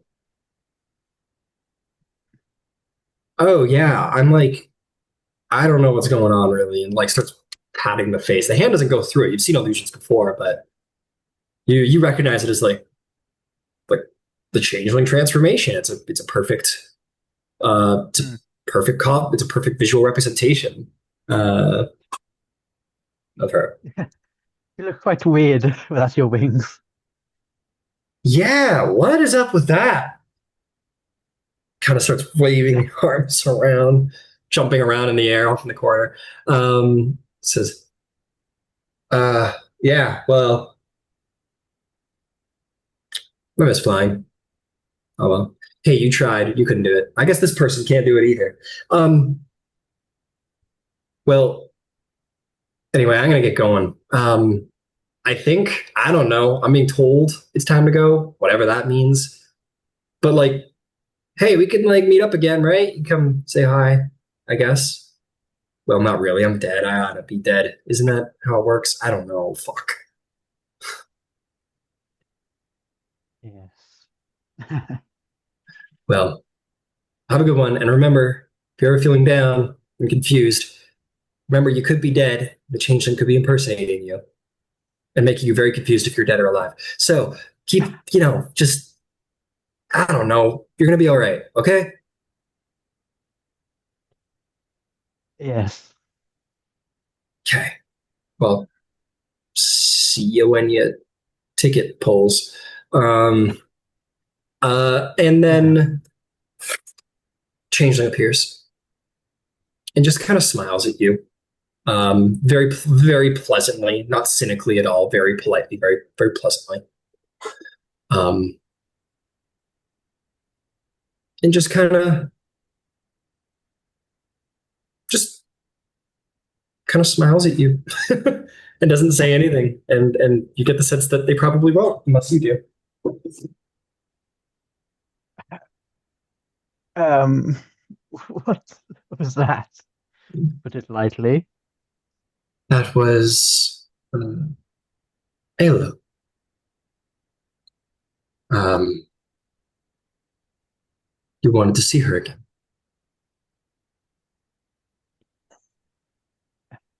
Yes, that's. Hmm. I You are understand it must strange. feel. Yes, it is strange, and I must apologize for its intrusiveness. Um, this is the ability I possess. Very unique amongst our kind. It's good to meet another. Yes. Well, if ever you Uh, wish to visit with somebody who is gone, let me know.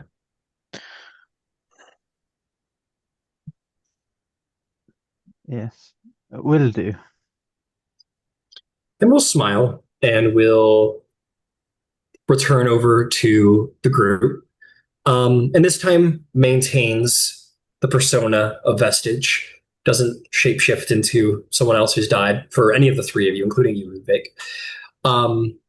And sort of bows gently and says, "Good uh, my apologies, Viceroy Ludvig. It was not meant to be intrusive. I'm sure it could be disturbing at times. But obviously, you have not come to me for my abilities. What is it that I can do for you?" Um, do we is Ryan, are we in private somewhere? You're in relative private. You're out on the street, but like, this is also a tent city, and like, nobody's Everything's really around. Vestige will just say, "Let us, if yeah, you said like if it wants to be private, it can be private." So I'll just simply say that you three with Vestige just kind of start walking you through the camp. okay. People might pick up little tidbits as you go by. Anything important can be whispered, Absolutely. and you'll be on the eye for tales or anything like that. So Thank by you. all means, please proceed. Thank you. All's forgiven. All is forgiven. Vestige. I just it just caught me off guard. Uh, Of course. If ever you require my abilities, I can see that there are many beyond the gates of life who would wish to speak with you. thank you for that. You have seen much death in your time. Quite a bit. I was up in Carnath on the fronts during the war. Tends, you tend to see that, especially in the closing days. But See that he, whatever, she blinks a couple times as if like in response, as if a painful memory came up, and then smiles at you. I've come. But enough about me. I've come to ask about yourself.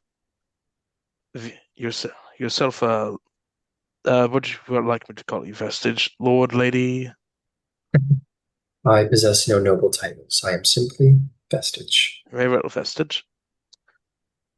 How did you come across these abilities?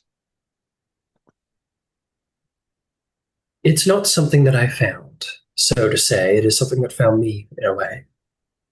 It's, as I've told Lois, this is a path that I did not seek initially. It is.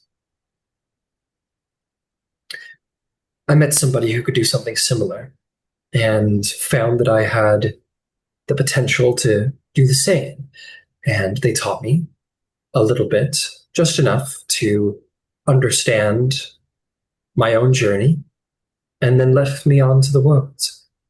It is a path I am following. It is one I don't fully understand. It's not one that I have great wisdom or knowledge to give you, just a simple faith that it was a path put before me to help people with. Calling. Yes, a calling. I think that's the perfect way of putting it. I can understand that. Where are you from? Sorry? Where are you from?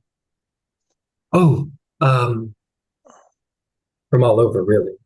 Like many changelings, I have traveled. I, for a long time, followed the path of the traveler, pretending that I was not a changeling, hiding my nature from people, drifting alone, never in one place for too long. I understand. What I do not know much about changelings. What are their communities like? Your communities like? Secretive. Very different. Community to community, of course. Some follow the path of the traveler and, well, pretend like I used to and simply pretend they are not changelings. They take on an identity and they move through life in this way. There are those who follow the path of truth and embrace their changeling nature. I believe there are many such in Sharn, for example. But the changeling people are nomadic. We are seen with skepticism by the wider world. There are others I've heard of, but, well, like I said, the changeling culture is a secretive one. I won't reveal what is not mine to tell. Very, very well.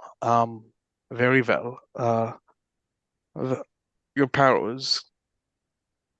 How do you know if someone is gone or not? Could you figure someone? Could you assume the shape of someone who is not already passed and speak in their stead? If we don't know if they're gone or not. If I take their shape, they are gone. But rest assured that the shapes that I take, I find, are not my choice. You see, Ludvig, when I look at you, I don't pick who comes. I pick who you wish to see most. Well, and that's the very thing I don't pick. You pick, really, at the end of the day. You just don't know that you do. The next time I see you, it may be somebody else. But in that moment, you wished to see your mother. I see. It's quite a gift you have. If I might be a bit more upfront with my questions, I might ask why do you want to join New Sire and Oargev? Well, be sure to ask whatever questions you wish. I promise, no matter what, they will not take offense. As I have told Lois, it would be rather obtuse and hypocritical of me to take offense at probing questions considering my gifts. Now, to answer your question, I wish to be a part of New Siri because it is a place where souls have had much grief. There are very hurt people here, people who have lost more than any other nation, I would think, with all due respect, of course. They have lost more than people that they have known, they've lost entire culture. And it is here that I think that I can do the most good. So I will do what I can to bring people closure, to bring Prince Oargev closure. I would ask you, do you think a leader can lead if his heart is burdened with personal matters? Or lead as well as he could anyway? Very, very, very fair question. I imagine that's something that weighs on all leaders. And ironically, it is our humanity that gets in the way of us being the best leaders that we can be in some ways. And in other ways, it is the only way to assure you have a good leader before you.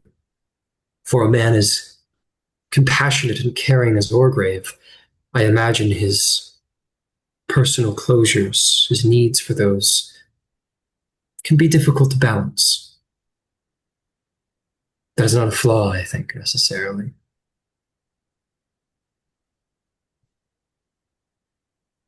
And wouldn't it be such a joy to the New Syrian people that they could have their princess back, their queen back?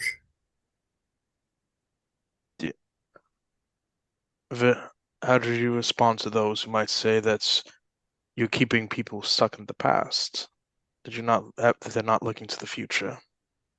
If they can speak with the lost loved ones just at any moment. Because I am not always around. I am not always before people. I don't haunt people. It is a talent that can be used in different ways. When I meet you all on the streets, you have many people that you have not said goodbye to. If I was to spend my life with Oargev, I could spend it as his wife. And it wouldn't need to be closure, just the continuing of his relationship, his marriage, of what he already had.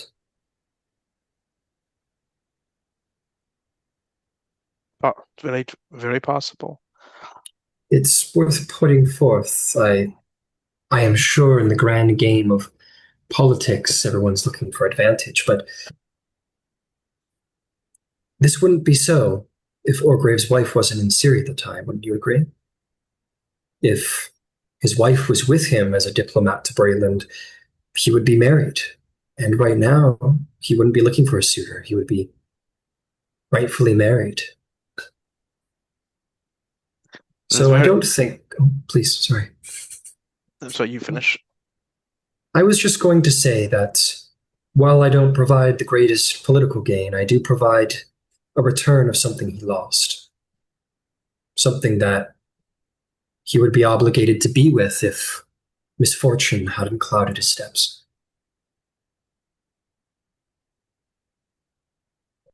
Possible. Very possible.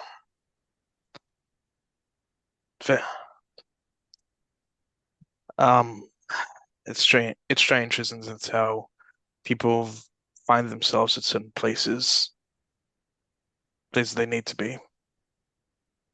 Wrong places at the wrong times. I'm not a particularly godly man, but it is a strange thing I've noticed. You're a godly man, Ludvig.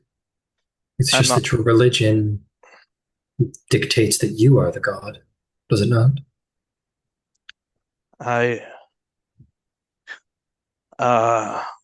Or that you are meant to become one, in a way. I keep my beliefs very private. My beliefs don't depend on others believing them. Oh, my apologies. I meant no disrespect. All is forgiven, but you're not being. And I whisper to this: you would not be incorrect necessarily.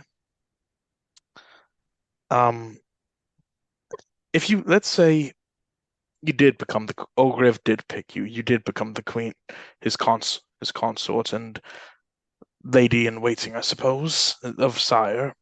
Not a lady in waiting. Sorry, queen. Correction. That is okay. I get the titles mixed up sometimes.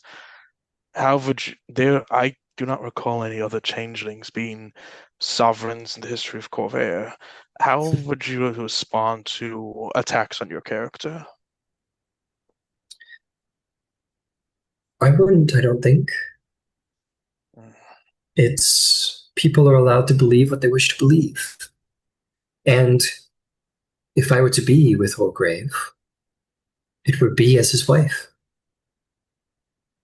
And any judgments cast would be cast upon the Queen. I would, of course, insist that, as I've told Oargev before, that officially I would insist that it is Vestige that is the Queen of Ciri, of New Ciri, his bride. But it would be his wife at his side. It would not be me. I see, I understand. But people would continue to talk, and people would whisper.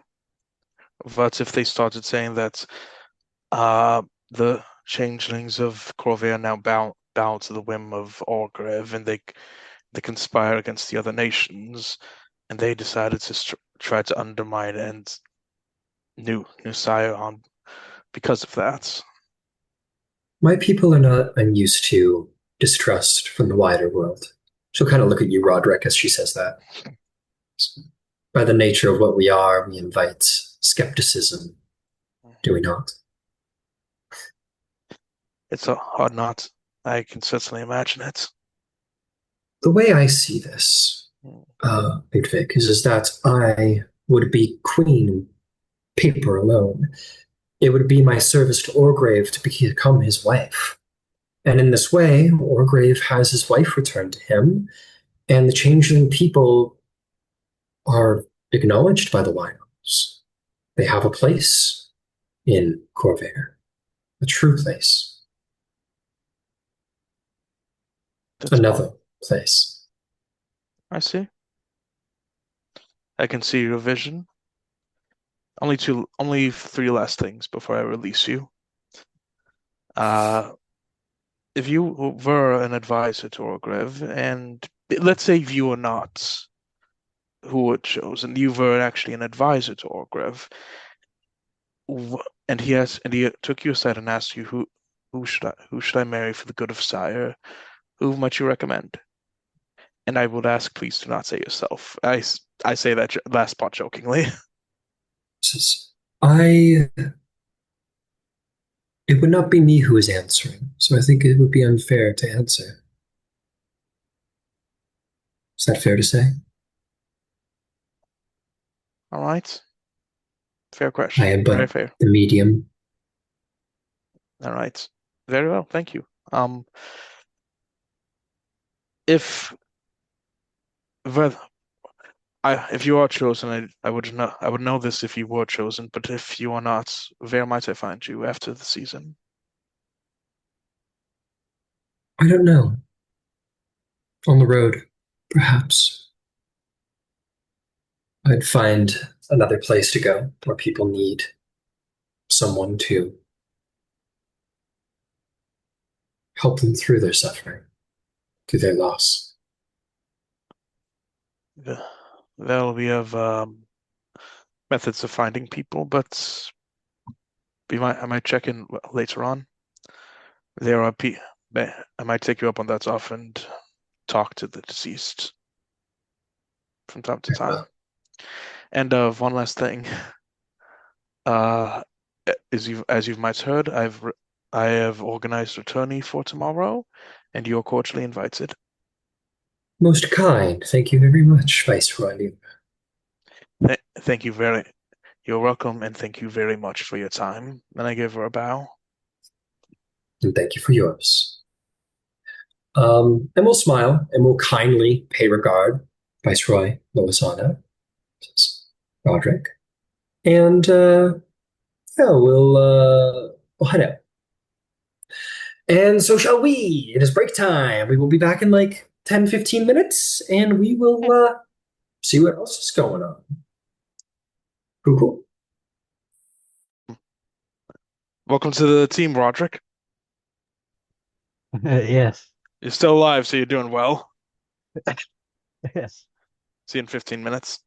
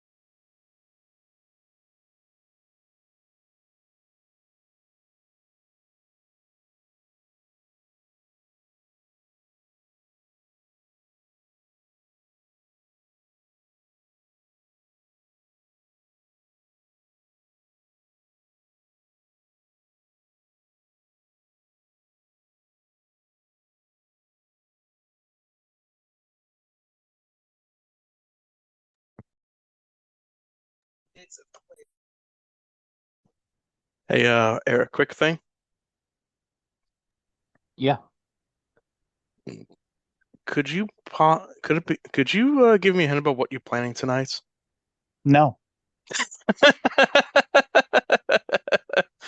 Okay, it's one of Lois's little schemes. We'll trust you to handle it. And there's an abundance of reason for the no.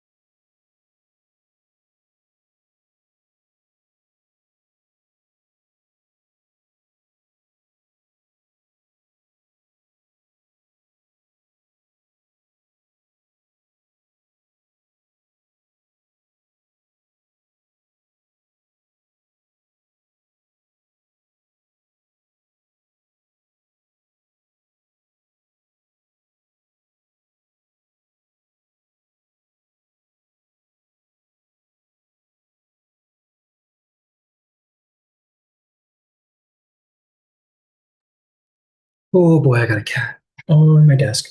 Okay. So let's get back to it. Okay. Okay. So you guys have had a busy day, but there's things to do this evening. There is a feast that is being held. I've spoken to Vestige, but all of you realize, like, it's going to be about midday. It's probably time to start getting ready. Yeah, we're just gonna say, Lois, that maybe like Barbara. We'll say she probably stayed in Zalarco to organize the family get together. Just because we haven't heard from her in a bit, might as well just put her Yeah. put her away. Yes, sorry, a lot of characters to juggle. My apologies. Just to give her a purpose to have been away. But you're more than welcome to. Well, you know what? I leave it in your hands, Lois. I'm happy to recommit to Barbara's being here. Would you have wished for her to have stayed with you for the season? Or? I don't think that it's necessary. I Okay. think, particularly with I'm still listening. Keep going. with Violan wanting me to have a sit down with his sister, I'm assuming that there's a reciprocal event with the sharp squills that needs to get organized, and they're scattered a little hither and thon. Yeah, you get the sense that, well, you guys come from very important families. There's probably going to be a dinner with the sharp quills, and then a dinner with the Violins, and a big old wedding. Yeah. Cool. But yeah, and you've got Violan with you now, so he can back you up. All right, beautiful. So, as Lois and Ludvig and your defenders and man, what is his name? Let's see here. Your guy there. Mine, Soren, he's with Hadith. No, your vet buddy. Roderick. I mean Todrick. Todrick, that's right. Todrick goes, Ludvig, no, you got that. I'm not sure, like fucking Stuart or anything, but you got that big event tonight, right? It's getting a little late. Yeah, good point. Let's get set up. Also, what about the new guy? Roderick, he's quite good. You need to take him out? I'm just kidding. Do you want, when I say that, I mean, you want me to take him out and get him properly dressed up for the feast this evening? You can help him get dressed up for this evening. Dressed up for me? I mean, if you want. I can. I'm me. I'll give it a swing. We could bond a little bit. Yeah. And I don't think we've ever got art for Todd, but I imagine, I've already described Todd, this sort of watched out vet. I'm sure he's got like the short black hair. It's like a little too long, maybe drips a little bit. Yeah. He looks like he isn't taking as good a care of himself. He looks like he maybe thrived a little bit better in military life than civilian life. He has a bit of a burn on his face. Yeah, he's got a burn on his face. It's clear that he was probably discharged for injuries or something like that. Yeah. But yeah, he comes over to you, Roderick, and goes, my name is Todrick, and we are going to shop. Yeah? For what? You are going to be a part of this House Leora, yeah? So we need to get you, looking spiffy and all. I have been assigned fine clothing detail, so I will perform my job. You ready to go? Yes, I have many fine clothing, but I won't say no to more. No, this is good. I suck at this. This is not a mission I was ready to. Well, I was going to take it. I wasn't going to do a good job between me and you. So if you're good, that save me some blood work. I like you. You saved me from having to do clothing. If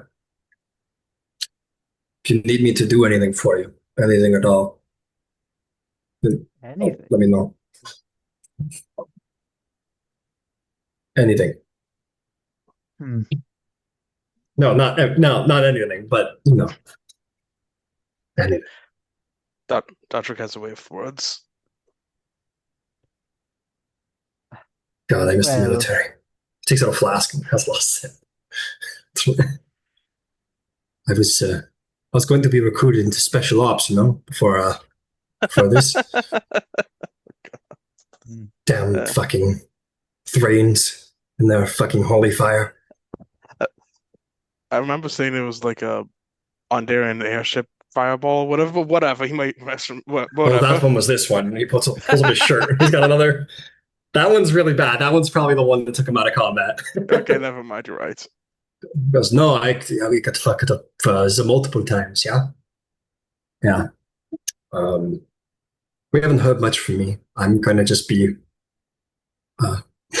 right, that's breaking the fourth wall a little too hard there. That took a little damage on that one. He says, yeah, so I'll just follow mine. And he'll assume a position behind Ludvig. Faithful soldier. Goes, oh, yeah, he'll talk to you. Fuck it, we're going to spend the time with Todd for a minute. I've decided he needs a voice in this moment. He goes, Okay. Ludvig, listen, I need to be honest with you, yeah? There's lot of fucking shenanigans, yeah, going on House Leora.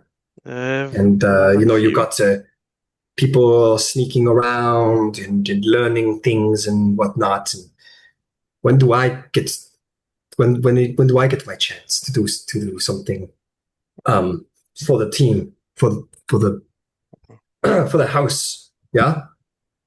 You want to do something? You want to do something for the house? I am. I may have been burned, but I'm still good. I believe you. I can still fight. Believe me, I know. Yeah, those bullshits that they took me out of active duty. And it is absolute bullshit. I know. Ryan, can I think of anything off the top of my head? That's up to you, buddy. That's all wow.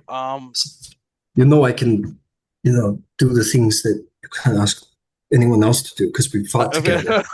We're buddies, we're in the war together. I understand that, but that kind of thing isn't right now. How about one of these suitors you don't like? Come on, give me something. No. Give me something. Feels like no. It's like all right, fine. That's the way you're talking. Come sorry, on. I'm sorry. I went back a bit there for a moment. Let's get dressed and here's a task for tonight. If I suddenly start screaming about how I want everyone in New Sire to die in flames, drag me out of there immediately. Do you want me to do the same for anyone else who might say such disloyal things about our former enemy?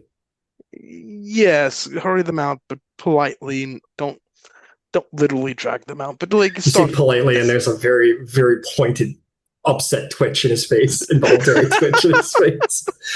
He goes, "Yeah, all right, it's fine." I'll keep what you said in mind. Those are good points. Yeah, you're right. Please. Okay. Relax. We'll do great. Relax. You okay?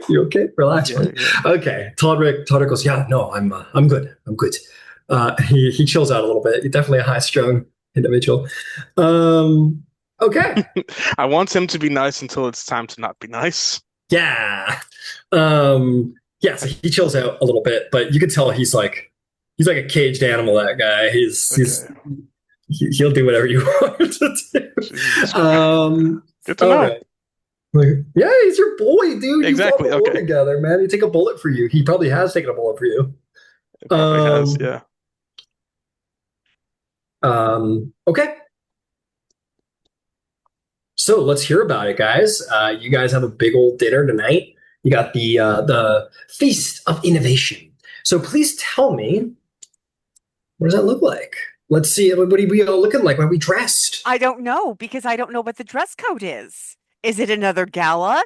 It's like, It's a what is this that feast. we're doing? Is there going to be I It's a I dancing? sent feast. okay, as I'm getting ready, I sent Roderick up to the Great Hall or whatever and Uh, ask him, hey, can you get what the dress code is tonight? Yeah, and find out if there's going to be um, dancing. all it says is the feast will feature dancing and lavish dress. Got it. Go on, Ron. Like, All right, I'll dress in not the exact same thing, but like similar things that I've worn in the past. Like um uh, no, standard noble clothing from Karnath. Why not? sure. Okay, Standard beauty. noble clothing. Okay, Sure. is this military? No, not military, no. So are you getting something imported? Because if I'm not Okay. mistaken, your Okay. fine clothes is like your military uniform, Oh right? yeah, good point. Okay, fine. I'll just put on fine clothes. Okay, you just want to put on your thing you bought in Zalarka? Yeah, yeah. The same thing at 2 events in a row. Feels like What will they say? oh, all right. I'll buy something else tomorrow. Okay.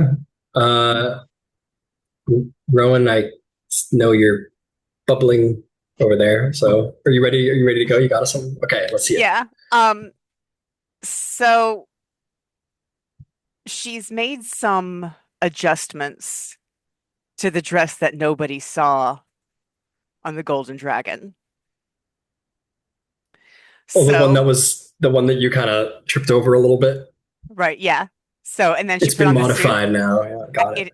It has been modified now. My First of just a all, really quick side note. Sorry, I don't want to interrupt you. I have a total head canon that the reason why Rowan's so attached to pantsuits now is because she's been deeply traumatized by that very first event camp episode session one of camp where she tripped. well, Just as a it's funny note. that's not the first time she's had an experience similar to that. She hates dresses. Like Got it. that was like the deep frustration of having done that like umpteen times in her life. Fair enough. Fair enough. But yeah, exactly. Uh, but and I will roll for this if I need to. She's adjusted the fabric so instead of being clingy, it drapes in a way that hugs her like silk, but that silk seems like it's alive. So it almost flows like water. The back of it seems that it's open now to the front with wider sleeves, and the sleeves are long and flowing. And I'll show you I'll show you where the sleeves are. But the back, so aside from the front where you can see her mark of making over her heart, and you can see her other mark, her mark of diplomacy. And she wears her Cool. hair up in such a way that you can see all of that on her back. Everyone will be able to see the entirety of this dragon that's made up of gears and seems to move as she moves, and there's somehow lines and such that seem like they're drawn into it. Um, and the dress almost goes invisible so that you can see that this dragon actually comes from underneath her chest and wraps all the way down to like the opposite hip, and the shape of the dress, the backlessness follows that. So I'm going to put like I will eventually put up like two pictures so you can see the sleeves and the dress. But that is what she is wearing.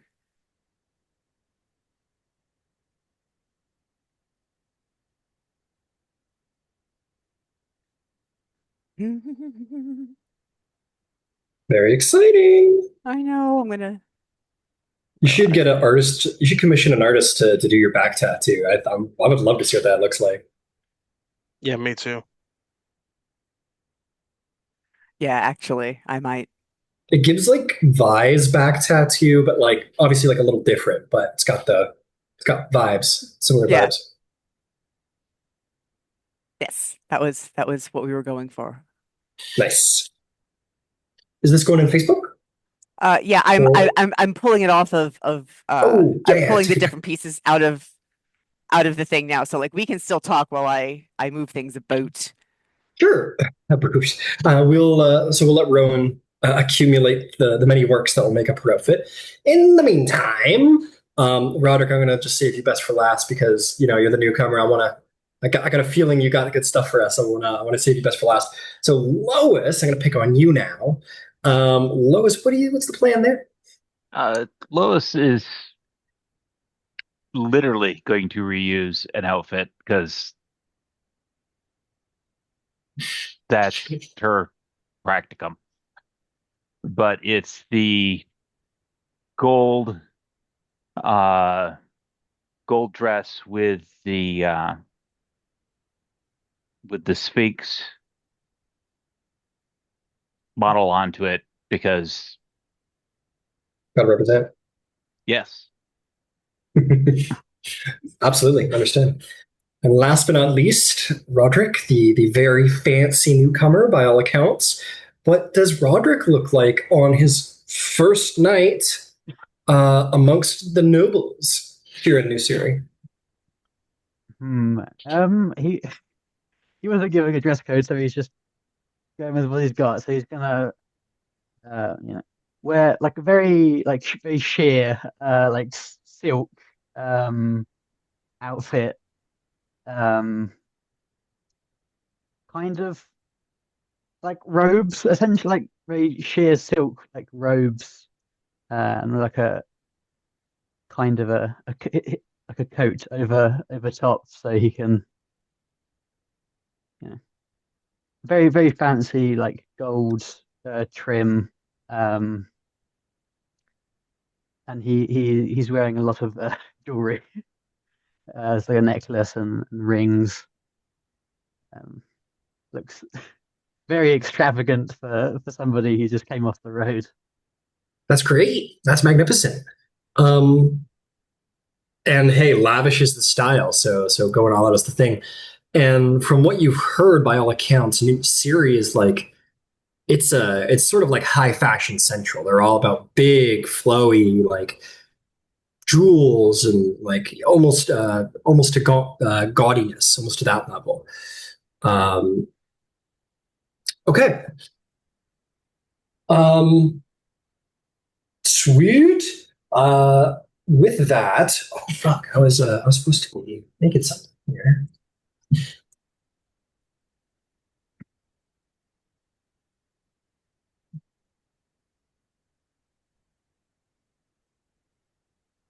Let me just make something really quick as we are rolling into it. Okay. Any last? Ooh, good.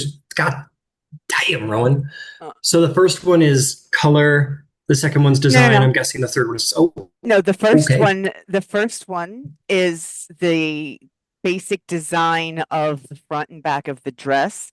The second one is the sleeves because it has sleeves Hmm. on it in addition to the floats. Nice. Very, very floaty. And those are actual stones on it and such. So it shows up, it shows all of her marks. Sick. Beautiful. The belle. I'm gonna be the belle of the ball. Prettiest girl at the party. All right. So let's get to it, guys. Is there any last things anyone needs to do before we get to La Feast? So, Not that I can think of.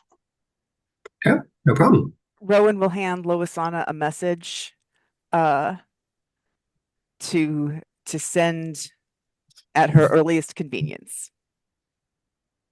And Sure. I've already sent it to her. I will now send it to you. Actually, I think I might have Thank you sent it very to much. you, but just in case, I'll send it again. I appreciate it. Uh, okie dokie.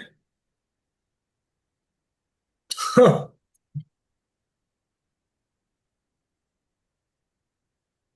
Yeah, that'll do it. Okay, beautiful. So, bet you a moment, and I'll have your feast all set up for you guys to enjoy. H, map, boom, shakalaka.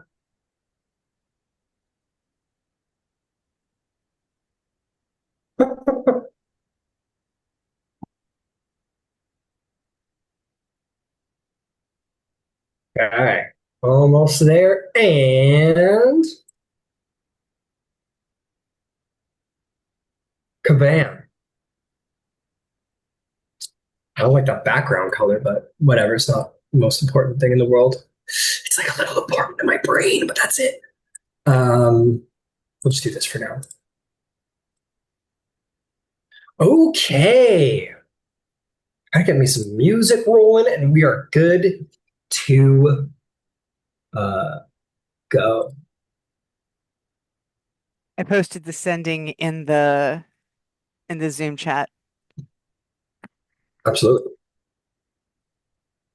and Lois can say when she gets a chance to send it. And I think we agreed that X days that Rowan actually knows how many days X days is, so that we don't have to figure it out. Yeah, we can chat about that. Yeah, sorry, I didn't give you a clear answer between sessions because I was like, I needed a break. No, and But it we'll, doesn't actually matter. I can tell you it is when we all go teleporting, we have to do a teleportation circle, and then the following day we lightning rail into Thrain.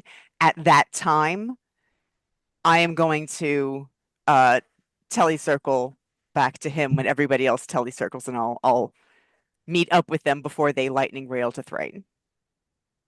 okay. So you would know how many days that is from now, and you don't have to figure it out. We could just agree that I put the right number down. And I don't screw it Understood. up. Yeah, we will definitely agree you put the right note. Okay. Yeah. Oh, hey, everybody. Everybody. Let's get to it. So, this is not going to be a fashionably late situation, considering it's kind of happening right under where you sleep. Um, you guys all enter together. Um, Lois with Violan, or Lois on Violan's arm, I suppose. Ludvig with, well, I guess then the rest of you with nobody because you're available. But you all sort of come in, sweeping in as you do, and see that the Silver Swan Inn has been transformed. The rugs are freshly beaten, the air heavy with the scent of saffron and spiced lamb. Long banquet tables gleam with polished silver, each place set with a goblet of violet glass etched with the crown of seer. Above, silken banners of violets and silver hang in graceful arcs, painted with images of Metro Easton and the green fields of old. So actually, I'm gonna personally. Oh no, those would be there. Okay, I see why these would be there. Painted with images of Metro Easton and the green fields of old Syria, which you guys would have passed through to get here. Or sorry, of old Syria. My apologies. Music drifts from corner ensembles, half-elf harpists, Syrian war drummer, their melodies lifting, both prideful and sorrowful. Courtiers murmur in anticipation, eyes flickering between the suitors and the table, where strange devices, arcane tools, and mage-bred curiosities are arranged for demonstration. Tonight is not enough to speak of dreams. Tonight they must show what they can offer Siri now. Luckily, this is for them. There'd be an expectation from them. As you guys kind of all enter in the initial sort of kind greetings will kick off. Welcome, welcomes, welcome, welcomes. Let's see here. I'll tell you what, before I have people kind of approach and say, oh, how are you? Welcome to the ball and everything. Is there anyone you would look for, you all? Is there anyone, any attention you'd spend in a specific direction?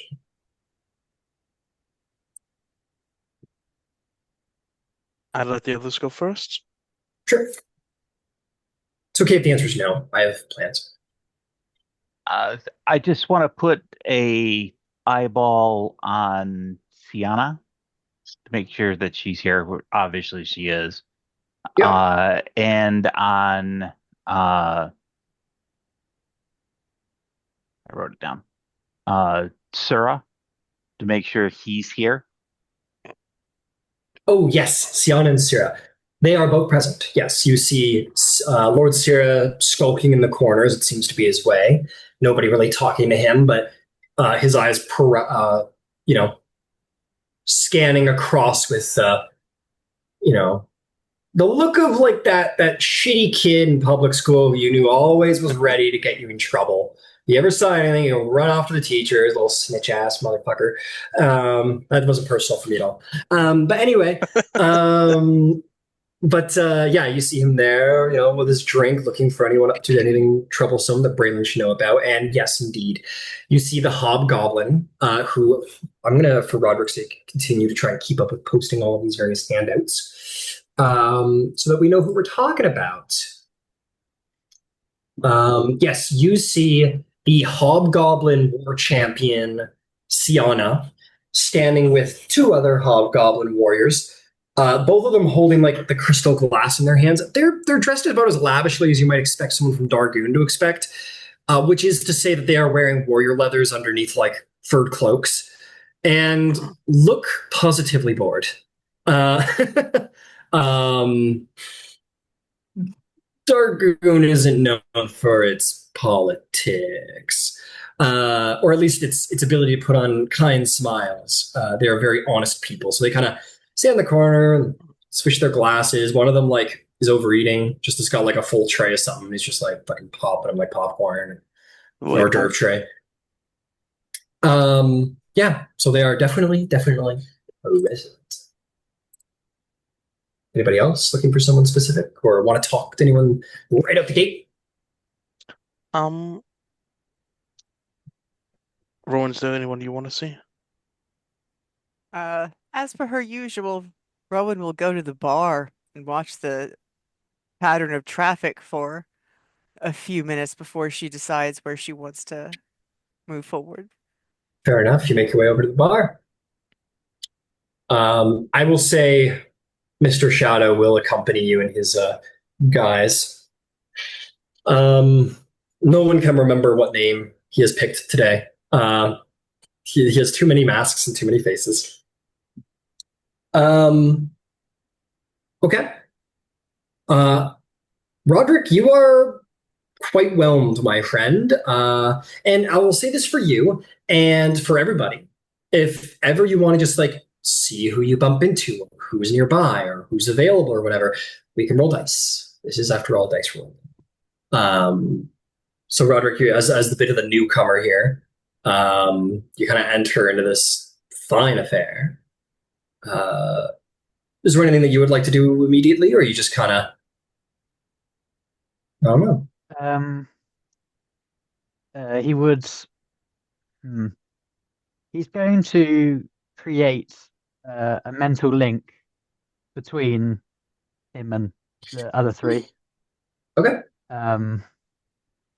So we can all converse with each other telepathically Ooh.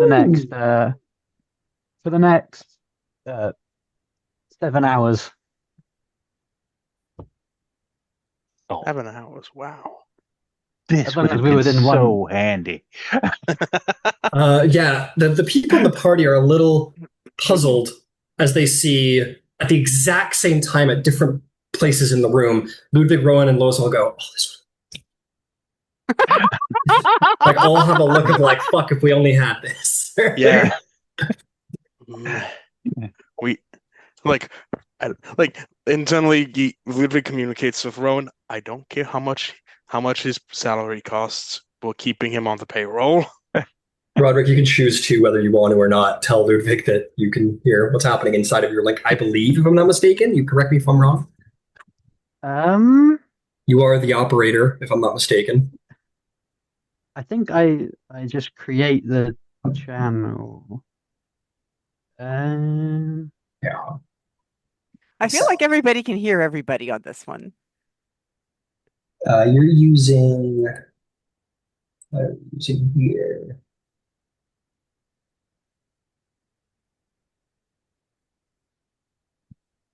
Hmm. What's this one called? Oh, this is Whispers, right? Guide Yeah. yourself and others as a magic action. Choose one or more creatures you see a number of creatures. Blah blah blah blah blah. For number of hours, equal to number of roll. Just pick someone with you, and you can magic them. Ooh, bad Oh, news, so folks. You can only just communicate with to and me. from with Roderick, not with each other. Okay. Sorry, folks. No, it's still useful. Still, so Ludvig, so Hello, operator. Roderick, Operator. Ludvig goes, Rowan, if you could hear me, I don't care what it costs. We're paying this guy, and it goes to you. uh, This is Lois, or this is Rowan. I agree. You should tell me about that later. but you can only communicate with me, but I can send that Oh, if you oh, need. never mind. And Ludwig slowly turns away and takes his glass, slightly embarrassed. Gotcha. Hmm. How many people do you think Roderick's gotten with that one? Quite a lot. How much information is he got? Don't worry, you can all talk to each other. All right. So, anyone for Lois, you looked around. Rowan's looking at the bar. Ludwig, what about you, my friend? I would talk to if I saw Elena there here. Ilona is indeed present. She is. She is looking quite pleased with herself off in the corner for some reason. And I go over to talk with her. Okay, wander over. She goes, "Oh, Ludwig, Viceroy Leon, pleasure to see you again. What is it that I could do for you?" Well, I was hoping to join you for conversation. You seem especially pleased this evening. How can I not? This is the Feast of Ingenuity, and this is where I will excel. Well, very possible. Ryan, do I get the sense that's why she's happy, or is there another secret reason? Maybe an insight check. Okay. Secret, secret. I got a secret. 24. Fuck. Let me check.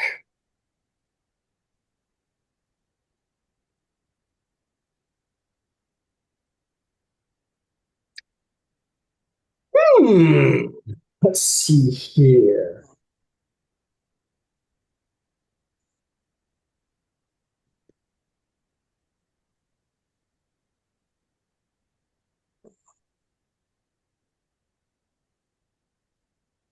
Nope.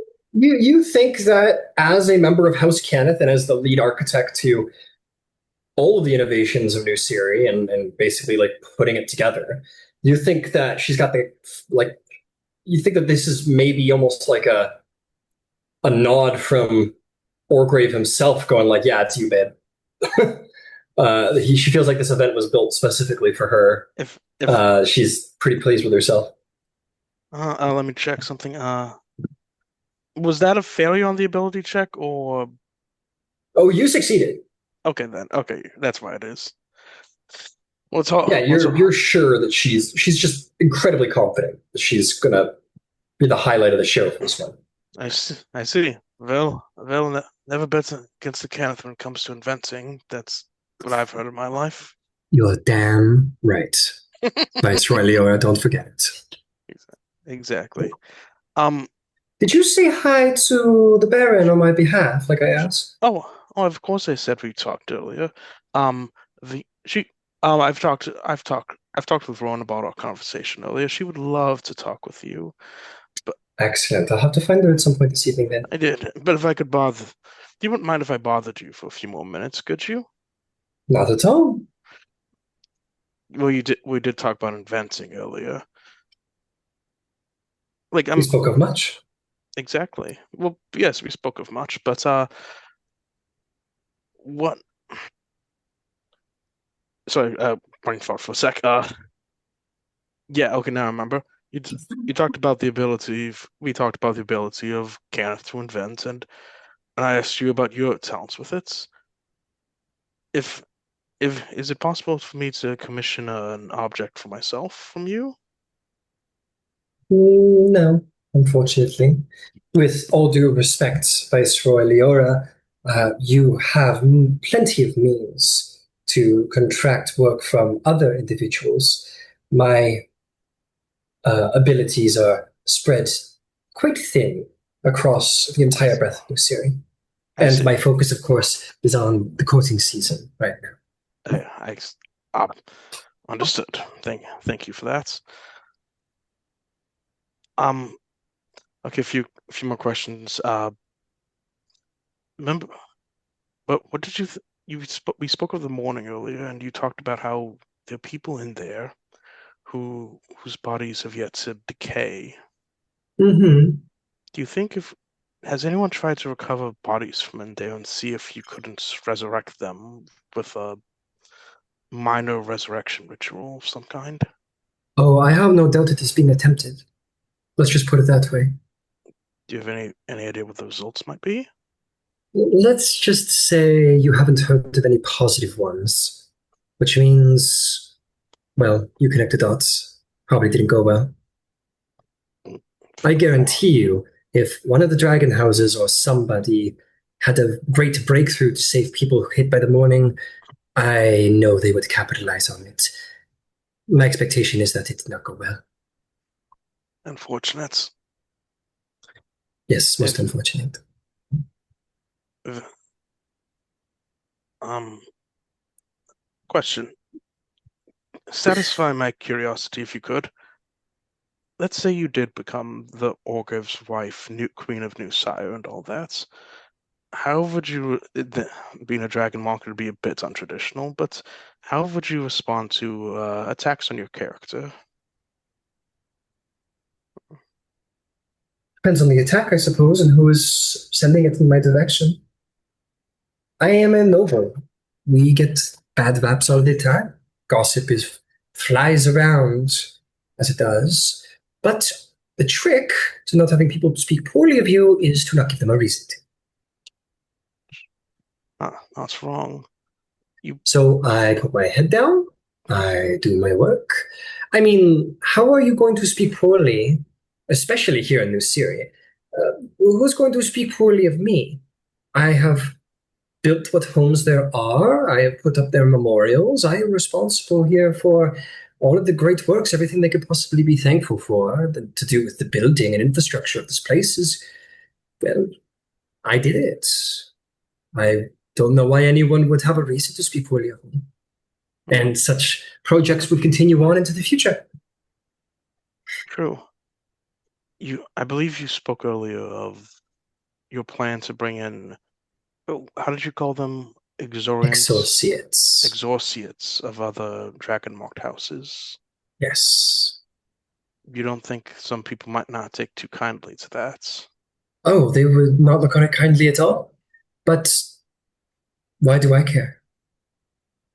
I mean, New Syria has been left in a dustpan in the deep east of Braylon with no hope of gaining a homeland for themselves at all. It's why do we need to ask permission from such people who have treated Oargev and New Syria so harshly? If if those people plotted against New Sire because of this. Then I'll plot right back at them. They are bound by their laws as much as we are. They can plot all they want. If they do something illegal, well, then they are fools for it. What are we supposed to do? Lie down and be trapped here in this wasteland forever? Take no risks? Nothing's achieved if you don't take a risk, Viceroy. That's like internally, inside his Ludvig's own mind, he thinks, yeah, that's Kenneth talking. Oh yeah, nothing ventured, nothing gained, she says. Mm-hmm. Final question before I leave you be. If you were not a suitor for Oargev and were simply an advisor, and he asked you for your advice about who you should marry, who would you recommend? And please don't say yourself, my dear. Hmm. I do not like these questions that you ask me. Yeah, well, my apologies.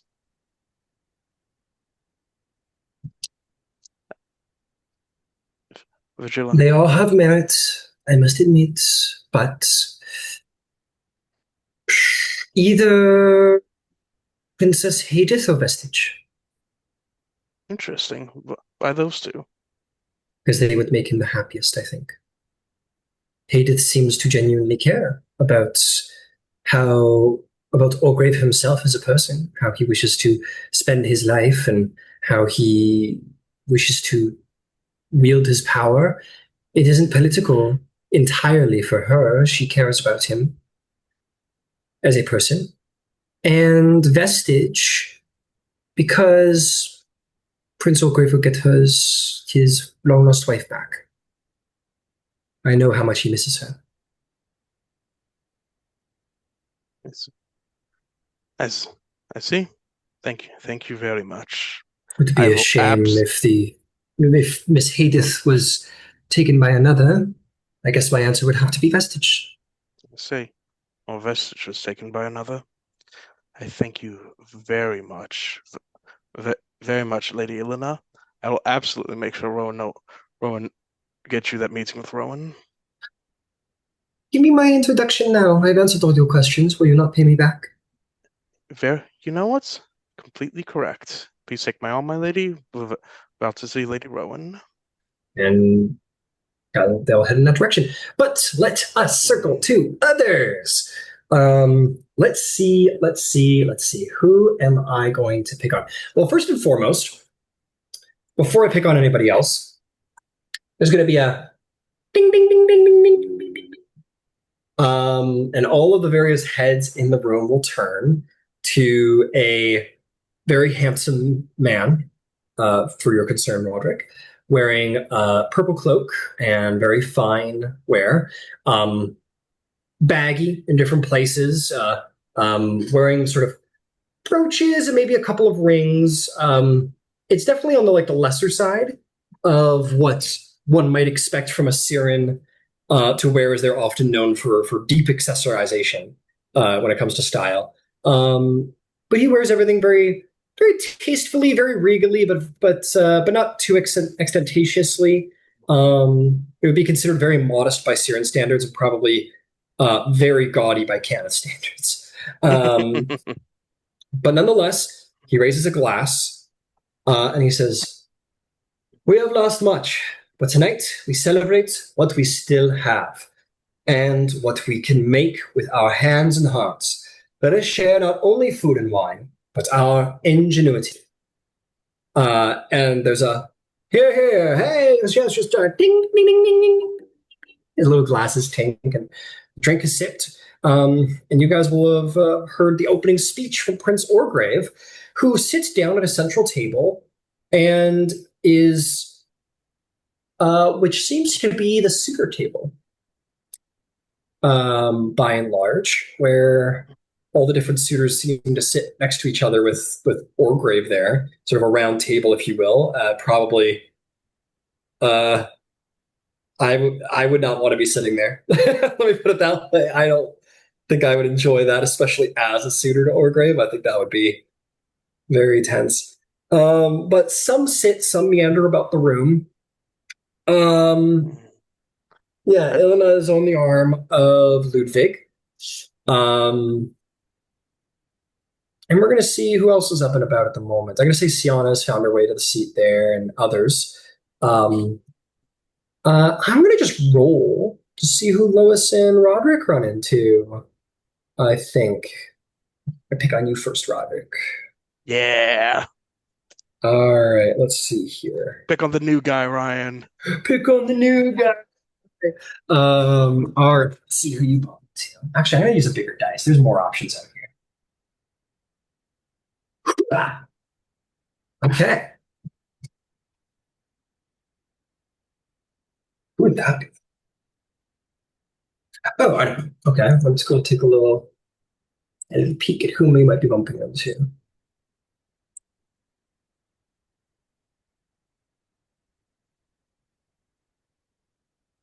Okay, let's see here. Hmm. Sure, let's bump into him. Roderick, I want you to make a. I want you to make me a dexterity saving throw as you turn a little quickly with a glass of drink in your hand.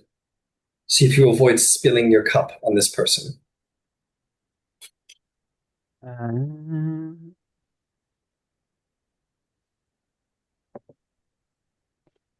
Uh, uh, 24. 24 is um Roderick, you turn a little quick, and I mean, like this is going to be the equivalent. Like the save here is going to be the equivalent of like Spider-Man catching Mary Jane and like catching her apple and everything on the fucking tray. You turn around a little quick, and you with great finesse, just simply just kind of like move the cup with the sort of using the momentum of the water, just kind of swing it around as if nothing were the matter. Um, and I'm going to say this person like doesn't even notice the quick swing, and in fact turns to you and goes, "My apologies," thinking that he had made a mistake. You are going to see this white bearded man with shoulder length white hair slicked back, and he wears long red robes. As he carries around a drink, he has a number of rings on, and he looks every bit a wizard, like the Red Wizard, and every bit. Um, and he goes, well, "My apologies, sir." He squints at you and he says, "Have we met before?" I don't believe we have. I've just arrived. Hmm. He squints at you and says, "Allow me to introduce myself. I am Magister Keltris Ir de Law, War Mage and Arcane Advisor to the Court of New Siri. I am here for the Prince's personal protection against any kind of magical intrusion."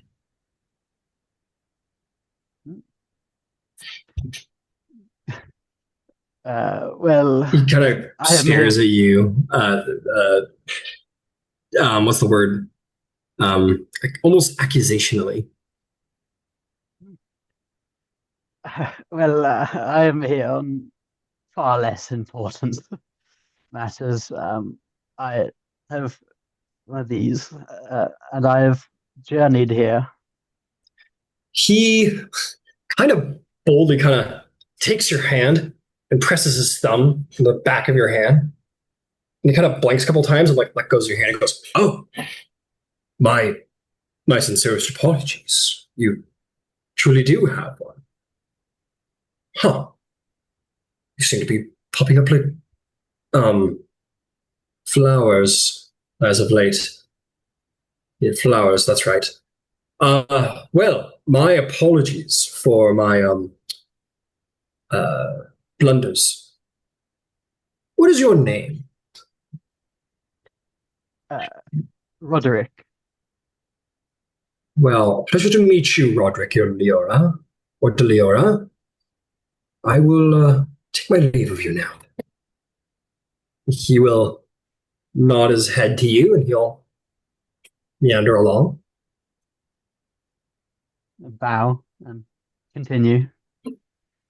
Very well. I'm going to hit up Lois real quick. Hmm. Who is that going to be? Um, Actually, it's the prince, Lois. As you're kind of meandering about, you kind of turn a corner and just kind of like find yourself confronted with the prince, who looks at you with a kind of like happy to see you look. "Ah, Viceroy Loisana. It's good to see you. We haven't spoken much since Zilargo. How are you faring?" I'm doing well. I I have a notion that's in alignment with tonight's theme, but I haven't spoken about it to anyone. really. Uh, but I see. I will offer it later, but it's something that I feel has the opportunity to help enrich not only new series offers, but other refugees coffers as well on Oh, no, no, no, unpeopled Viceroy. lands. No, no, no. I apologize, but I have heard of your initiative to help the refugees here of New Syria was brought before my court just yesterday. I thank you That's tremendously. that's something that House Leora is doing. The obvious best test case are actually the folks here in New Syria, but there were many people that were impacted by the last war who find themselves unhomed, without recourse. Uh, and if it works well here, perhaps it is something that we can expand. But this is an entirely separate idea and proposal, and it's largely based, frankly, on some of the specific opportunities presented by some of your own suitors. I There see. You is are. there is a significant opportunity in my mind to put together a potential profit making venture that would favor several members of your coterie of perspective matches. See. Well, I will be most excited to hear of it, Lady Lois. You're, well, it is perhaps, well, a knight of ingenuity, and I would say you're nothing if not ambitiously ingenious. So, thank you very much for all the thought work you have done for my people. And what's the deal with the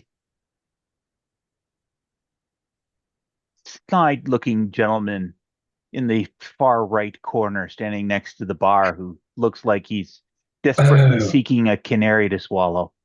I see you have had the great um, fortune to run into Lord Cyril Coron. Yes, he is here observing New Syria on behalf of the Baelish courts. As you can I imagine, see. he is, well, I, he's a private man. He listens and he doesn't speak much, at least not to me. Well, I shouldn't really say that, should I? Yes, that is who that is, Lord Cyril Coron. Um, you are welcome to speak with him if you have I the patience to do so. I I don't feel the social need. I would advise that you have good instincts. I find myself often feeling like I need a bath after speaking. I I I hope that eventually he becomes less of a problem. Well, I suppose depending on this marriage, it may just well be. Good evening, Lois Anna. He will Your Highness. find his way to the bathroom, which is where he was going. Sure. Um, I'll say it's at this time everybody's sort of welcome to sit, as we've kind of mostly made our way through everybody. Actually, we'll have the Kenneth interaction. It'll be a very quick one, though, as everyone's kind of being called to sit down for the first course is going to be served very soon. Um, Ludvig, to approach Rowen for introductions for Ilya. Lady Ilana, Lady Rowan de Leora. Um, I think you two have something in common. It is good to see you again. it is a pleasure to see you again. And she takes your hand, like you two have been best friends. even though And, you've probably, yeah, and Rowan's right there, with kind of matching energy. Actually, she really likes her. So yeah. Um, And I will and leave them alone. yeah, you just kind of fade away, and hey, there's a skill to knowing when you should be there and knowing when you should. And I feel like I've been a little late on this. I am going to hand some relationship points for Ilya out. I should for more people, in fact. So I'm going to try and catch up with myself a bit. But Ludvig, um, I'm going to give you 2 points because um, you've spoken to her and indulged her curiosity for people and her past and blah blah blah. And you also made this introduction with the bear, which sits very well with her. As for you, Ron, I think I'm just going to give you an initial 1 point because you two have met each other and you are both displaced Kenneths from Syria. So there's a lot in common there. Makes Um, sense. she will say, I am so glad to see you. I must say, it is us, us Kenneth ladies have to stick together. I agree. Well, as it is the Feast of Ingenuity, I must compliment your own ingenuity. You found a way to invent yourself from, I believe it was the Fabricators Guild, and to the seat of a barony. Most impressive, in under a year, too. It's it was a surprise. It was a surprise. But this has and she'll actually like do a little flare with her dress. This particular textile was a part of it. My, you are so very unique in that we are known so well for our crafts at the forge and through metal, but uh, you have a unique spirit within our house. I can work with steel. I'm good with a forge. I can handle a hammer. But when But I it's was no wonder House Fjarlan was chosen to be your founding house.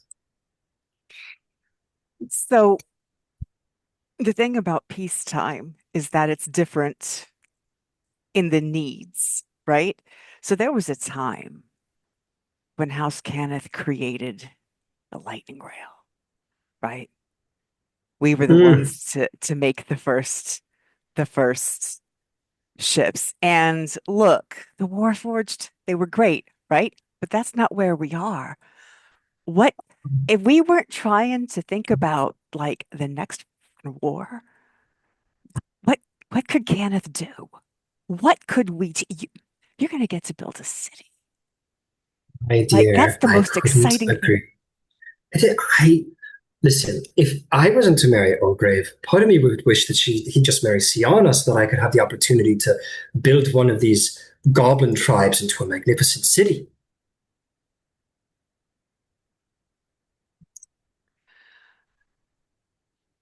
I What does that look?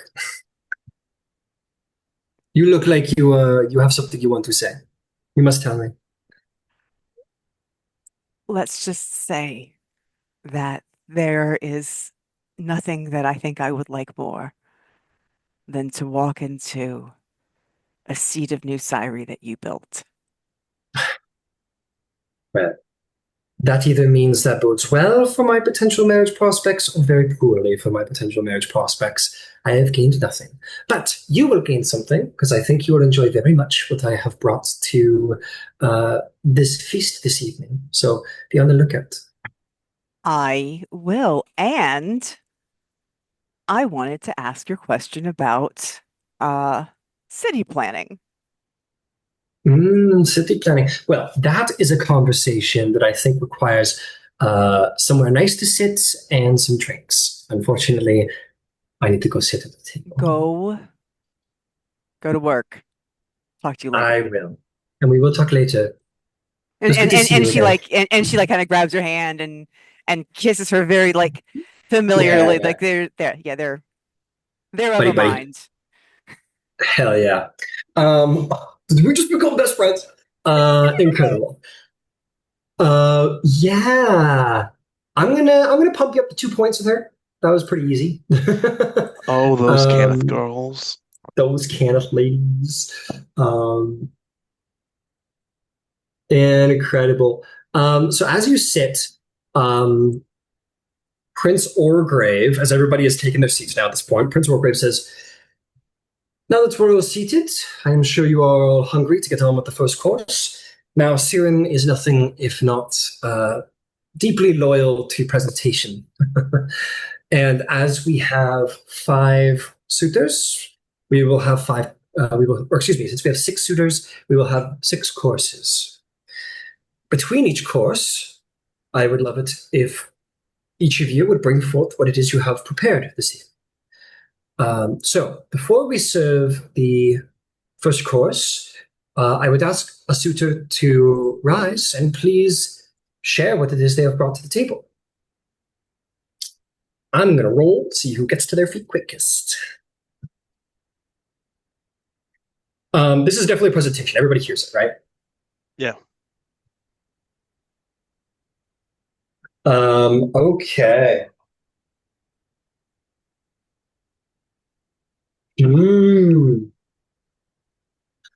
Vestige stands in the changeling shape.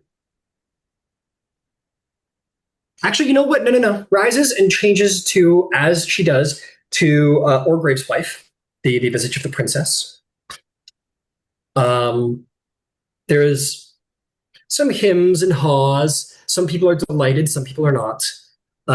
Some people think this divisive. Some people are genuinely happy to see their would-be queen. Maybe to the dissatisfaction of the suitors, rising in this visage sort of makes a very quick connect for some people of like, that's the queen. Like, that's our queen, as it is Rowan's wife. Or, excuse me, yeah. Woo! That was weird. Rowan has a wife? Rowan has a wife? No, Oargev's What a wife. twist. What a twist! Secret wife. That's why she's been so apprehensive.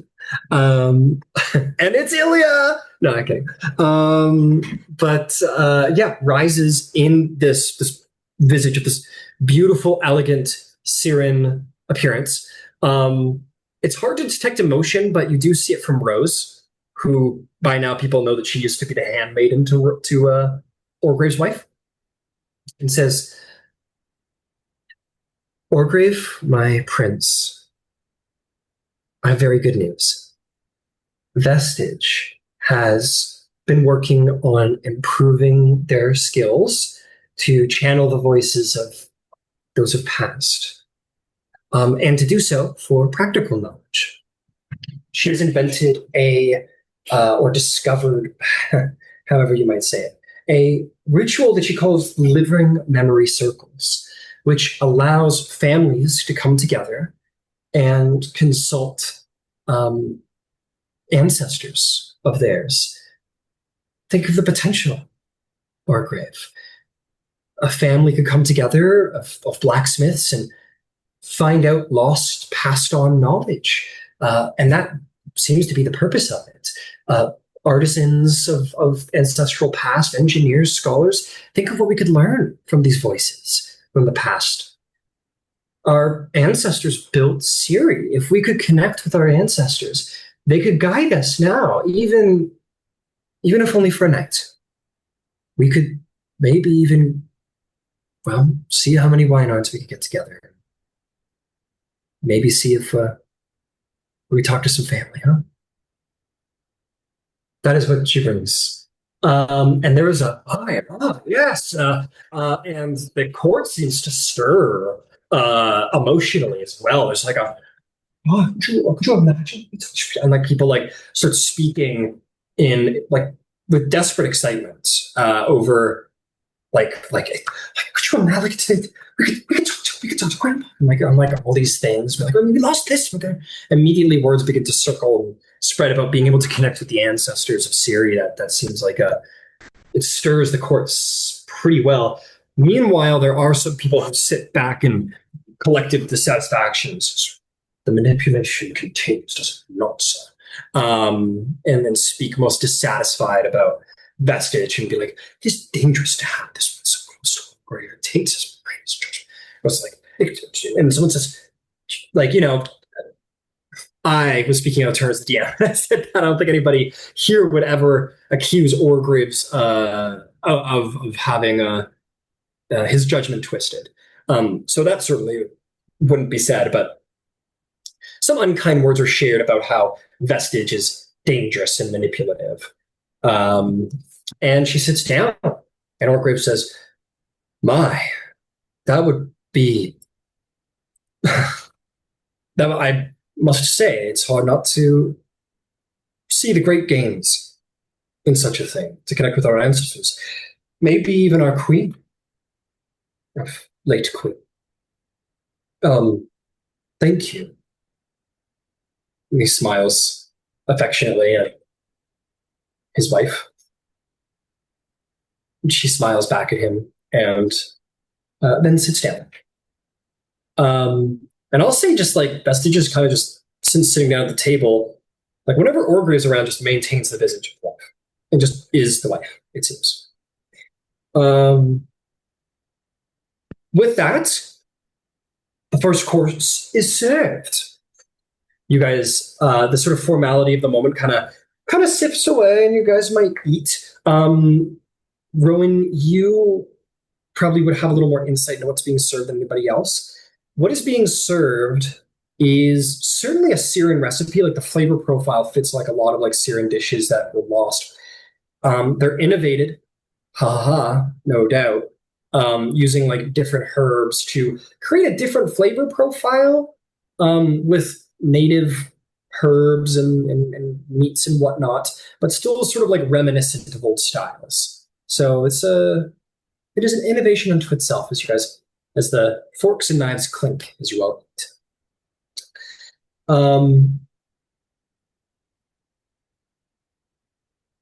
Anybody have anything they want to do? People they want to look at, see if anybody is as you eat at the Leora table?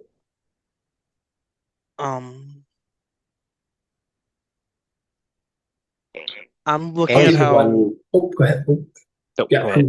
Go ahead, Derek. I'd look at like the other suitors, how they reacted to Vestige's gift. Okay. You see Ilya applauds politely. There's an admitted smugness to her face, like very, very slight, but it's like, yeah, great. So happy for you, yay. Yeah, that's great. Well, it's a very much like her confidence isn't shattered by that or anything like that. She's like, oh, yeah, that's great. Like, she's like, oh, wait till they see what I fucking got, dude. You see Rose, though a Warforged, looks a little like kind of just taken aback again to see the visage of her old, I mean, it sounds fucked up to say, but like owner, I guess, technically. But she was this, like, the person Vestiges was, she was handmaiden to that person for use. So it's a little The sister strange. or the wife? The wife. What was it, Oargev's sister? No, it was Oargev's sister. Oh, my apologies. Never mind. So she just applauds politely. She's a Warforged. It's very difficult to get a bead. I'll just go through very quickly. Sienna claps a little, trying to be polite, but there's a little bit of a. Honestly, I'm just going to put it like this, Ludvig. Everyone applauds very polite around the table. Ilya looks like she's got something up her sleeve, and Hadith looks like. Hadith. Hadith looks genuinely like. Probably the most genuine at the table. And is actually sitting beside Oargev and kind of like, not too closely, but does lean over and like speaks to him. And he turns to her and smiles and kind of nods, like agreeing with whatever she had to say.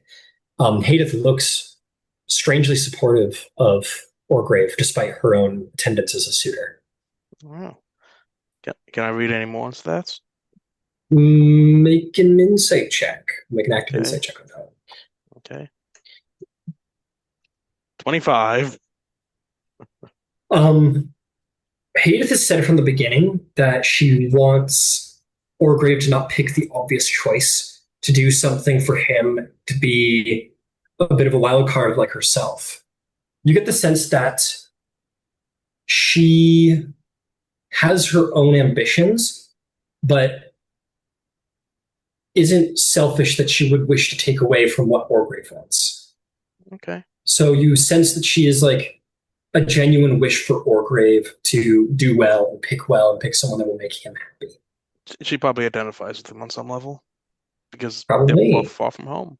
Maybe in a bit of a sting, Ludvig, you do see that there is chemistry there. That they I seem mean, to both. speak with a little bit of a. She's you know, Uh, Go ahead. you finish. I was just going to say they speak with like an ease and familiarity that isn't common in a courtly setting. Okay. I mean, she is the suitor for. She's here as suitor as Oargev. Why shouldn't she? Strangely, as you think that in that moment, your eyes catch just for a moment. Kind of like looks over his shoulder and sees you looking at her, and you realize you were staring at Hades, Fuck. looking at Oargev, and maybe looked a little jealous there for a moment. I go back to eating my food. And you go back to eating your food very quickly. Not bad. Gotta get this recipe. I live for the fucking vacated bullshit. Anyway, I'll say it's at this. I'll say you go back to doing that. It's at this time. You will hear Rowen from behind you. A couple short seconds after, maybe 3 seconds after. You'll hear behind you, Rowen, the voice of Oargev say, "Good evening, Barons." Surely everyone at the table rises to the prince. Okay. Rowen Rewise. Yep. I usually assume the proper etiquette is being done unless told otherwise. And he says, "Well, I must say, I have heard a rumor that the ranks of House Leora are growing. I was wondering if you might allow me to meet this new individual in your fold." Can confirm. Roderick, this is Prince Oargev Irwainar, Prince of New Syri.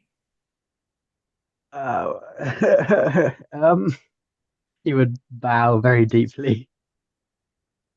And he smiles at you, and as your bow completes, he puts out a hand to shake your hand, which is a little more familiar than you imagine monarchs are. He'll shake your hand and says, "Well, it's good to meet you, Roderick de Leora. You are in good hands, I would say. This house has been most gracious towards me, personally, and I expect you will go far with them." Thank you. And he will say, "Well, I hope everybody is enjoying their meal. Rowen, do you approve?" I thoroughly enjoyed all of the events. And I like the way that we are looking to the future and to the possibilities. We're in such a place of authorship right now. It is unfortunate when tragedy strikes. The only thing to do is, I guess, start doing what needs to be done. And that can leave opportunity for innovation, no? And as a Caneth, I'm sure you can speak to all of that, huh? If you wanted me to bore you about the particular textile that I'm wearing, about how I'm sure. I'm sorry. About how the threads are formed of certain fibers and that they stretch a certain way, and I have simplified the process of shift weave so a single garment could last a child. I can't get a whole life out of it, but I could get you until probably close to adolescence, at which point you would have to switch to an adult piece of clothing. It's what I was working on before the dragon. It's what I went to school for. I assure you, Baron, you could never bore me. Well, You're most kind. Well, I hope everybody is doing well. House Leora, I'll leave you to your course. I will see you later this evening, I'm sure. It was good to meet you, Roderick. And yes, you too. And the prince will return to his seat. He kind of makes the rounds here and there a little bit. You know, hosting, right? Yeah, Lois. Between the first course and second course, Mhm. Is the master scribe here? Oh yeah, everyone's here. Fantastic. Oh boy. I'm assuming that there are pages present Hmm. to Oh. run notes and refill wine glasses and that sort of thing. Absolutely. Okay, first I'm going to approach uh, Elias. Elias, definitely an E. LSR, close. Um, and I'm going to lean down to kind of whisper discreetly.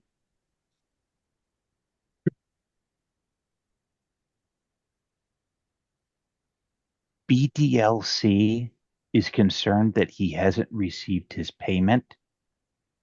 He'd like you to do an immediate follow-up. Uh,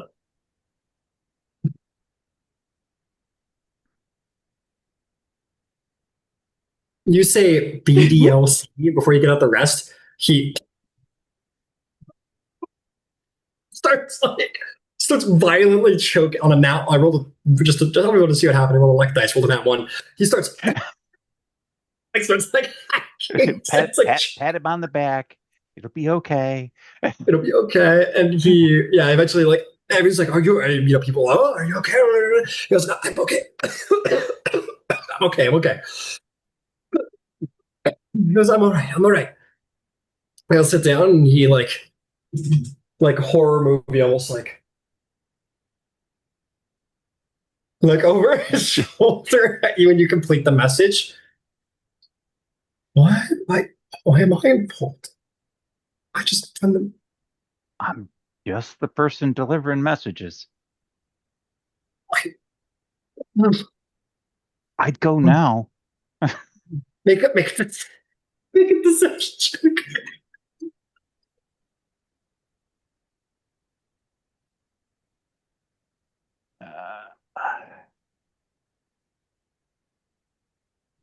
22. She goes, I wish I had something, but I don't. He kind of has a. I'll use my shirt. He just kind of like, and then like stands up and uh, as hastily as he can without looking too hasty, he leaves the party. I'm going to look at Mr. Shadow, get eye contact, nod my head up the stairs. And he'll with his cane. So he has a cane now. Very regal. He goes sauntering on after the halfling. No. I will put into the hands of two different pages Mhm. a note for Sienna that is coming from the uh, the chief scribe saying, I have an urgent message for you. It's of utmost importance and of a highly private nature. I am upstairs in the first room on the left. Uh, Elias, LSR. For some reason I keep going to Elias. And that's one message. The other Okay. message is to the buffoon of the day. Uh-huh. And it's saying, uh, Count? Was it Count? I think it's just Lord. Lord. Uh, I have an urgent message from you from the court of Breland. It's private and important. I have stepped out to the stables for your discretion. Please meet me there at your immediate convenience. LSR. And I will send both of those, at which point I will go to my fiance and we will wait for hopefully Sienna to get up and go upstairs. I got it. The message you gave her was which? Sorry. Just tracking everything. that I have a Yeah, urgent yeah. message that is private and something that can brook no delay. Please Got it. meet Right, right, me right. at upstairs. Yeah, you look at Violin. He's like, and uh, Violin says, Ludvig, come with me. Wait, who's calling me up? Viola or Violin. The Viola. Okay, sure. Come on. And he pretty much like walks. He saunters, excuse me, very slowly, very casually, very like make it like taking a turn about the room, really, with you. And he talks to you a bit, and every now and then he throws in. He goes, how unusual for a suitor to leave before the first course, even before the second course, leave the table. That was Siana of Dargoon, right? Left before the Yeah, left Siana the before the second. Capador, I believe. Yeah, Maybe there's Siana the hobgoblin suitor left before the second course. How how unusual! How unusual! I believe the Lord Sura did as well. Now that I'm noticing that there's 2 empty seats in the room, and it was the hobgoblin suitor who left. Yes, and he just kind of repeats himself while giving interludes into the next one, so that do I get the sense he's trying something? Oh, absolutely. There's no check. So he kind of slowly repeats basically the same thing he said at you until he's out of earshot of the last person. And he basically is just doing this rumor campaign around the room as he goes. And you're like looking at him like, what have you got me into? And he like isn't looking at the people beside him. He gives you a look of like, just chill. And he goes, yeah, the hobgoblin suitor, right? Right, Viceroy? Right? Yes, that is. Yes. Siana, the chief of the Capador. Dargoon. I can't keep track of all of those Dargoon tribes, monstrous whatever's going on there. But I did also notice that the Lord Sura has left before the first course. Most strange. Why would he leave? I have no idea. Only one can only imagine what that Brayllish politician can be up to. And wasn't it the hobgoblin who left before the second course? And yes. At this point, at a certain point, oh boy, what is? And now on the opposite side of the room, Lois, you kind of catch your beloved to be between 2 tables before he disappears again, and he just kind of like gives you the nod. And both of them are gone. Awesome. End us off with a bang. Well, once she gets upstairs and is obviously looking for whoever it is that she's looking for, that will be the trigger for the magic mouth to get kind of rolled out into the corridor so it can be heard down below. And for those who aren't aware, it sounds like somebody is having a very good time. It sounds like, wasn't it the hobgoblin and the Lord from Braylon?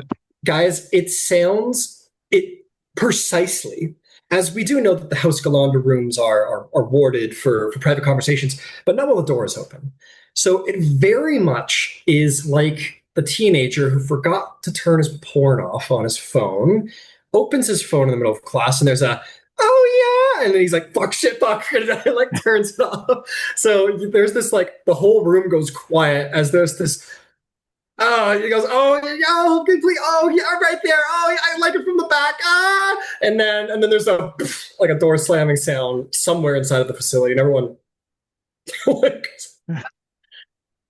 and a couple people kind of just like kind of crack up a little bit, though it's impolite, and that is where we'll end the evening. Instantly look at Viola like, Viola looks at you like the cat who ate the canary. Wasn't it the hobgoblin? He says it a little louder. Wasn't it the hobgoblin and the Lord Sura who have left before the second course? And then the room starts to Oh, it is Lois. So the source, so the seat is empty from the pop goblins. Uh, and that is where we'll end the session, and we'll pick up mid feast next session. Well done, Lois. Take inspiration because that's fucked up. That was amazing. That was Wow. amazing. That was like chef's kiss perfect. And that's how you assassinate someone without actually killing them. Yep. Fuck. Like, I need this whole plan laid out for me. Like, so how did you know did you know what the initials guy from the letter meant, or like? Okay. I knew that Sienna had to go. I'm gonna Rowan head delivered out. the Hope you had a great time, Roderick. Sienna's See you Take care, package. guys. tomorrow. Okay, yeah, Sienna had to go Go right ahead. per Sorry. Rowan's plan. And uh, the rest of it all came to Lois. There would obviously be somebody in the prince's court who is his perpetual pain in the ass. So go to Cross, find out who is the perpetual pain in the ass. We have a changeling who is in our retinue. He has seen Sienna. He has an opportunity to see the court pain in the ass. So if you can, I spent a half a day watching the court scribe as he was transferring his personal notes to private messages back and forth. Fiona Lois is a forger in addition to her other talents. Yeah. So he wrote messages to Sienna, then go upstairs. I also have access to Magic Mouth. I have a changeling who has an acting spew. So I can put the audio on a coin. We've done this before. He whispers, rolls it out. So you get a nice audio portion. Sienna is going to go upstairs, is going to feel embarrassed or angry or something, and then she's going to come back down the stairs. But in a couple of minutes after that, the court pain in the ass is going to come out without saying a word to anyone. Just a big grin on his goofy face is going to walk out the door. And I'm going to assassinate two characters with one go. Wow. Oh my God. And Not a that's not why a I not didn't a tell you. not a not a bullet sent. Not a drop of Nobody's bloodshed. dead. Nobody's dead. Everybody lived, but we got rid of a problem for the prince, or at least we certainly embarrassed a problem. And by we I mean Lois. Uh And you have and denied, and we have plausible And you deniability. guys Like, I didn't have know anything was going on. absolutely plausible deniability. And as soon as soon as the storming down the stairs from Sienna happens, Lois and Violand are going to retire early. And Oh, that way you and Rowan and our new friend Roderick, Roderick our new friend have Roderick. no idea You sit uncomfortably when there, like, oh my those Lord. those two, which uh Elisar the scribe and Lord Fancy Pants Mhm. make their way back in, they're going to deny everything. Deny, deny, deny, deny. I mean, And no Tiana's one obviously is going to going to deny it. believe them. Not a Tiana's going to single not believe it. solitary thing. And Elisar, he's the court scribe, right? Yes. Okay, so like, and she's going to be pissed at him, and like, oh, and the other guys are going to be pissed. Okay. So that's wow. it was a beautiful Oh, plan. But that Rowan needed Sienna out of the way for no, other reasons. I So will. I'll buy her a beer later on and try to console her. Like, ouch. No, let's leave it be. That was Mhm. beautiful. That was beautiful. Yeah, Roderick never make it. I've typed it out in chat, but Roderick never make an enemy of Loisana. Yeah, he does not plan to. Yeah, she's amazing and we love her. That is the Zill way. Yes. How to have She a war without having a war. she also destroyed someone by like giving them a coin with magic mouth on it, and when they said a certain word, they would start farting. It would start farting Yeah, and loudly. that dude, that My fiance. I was gonna say that's her fiance.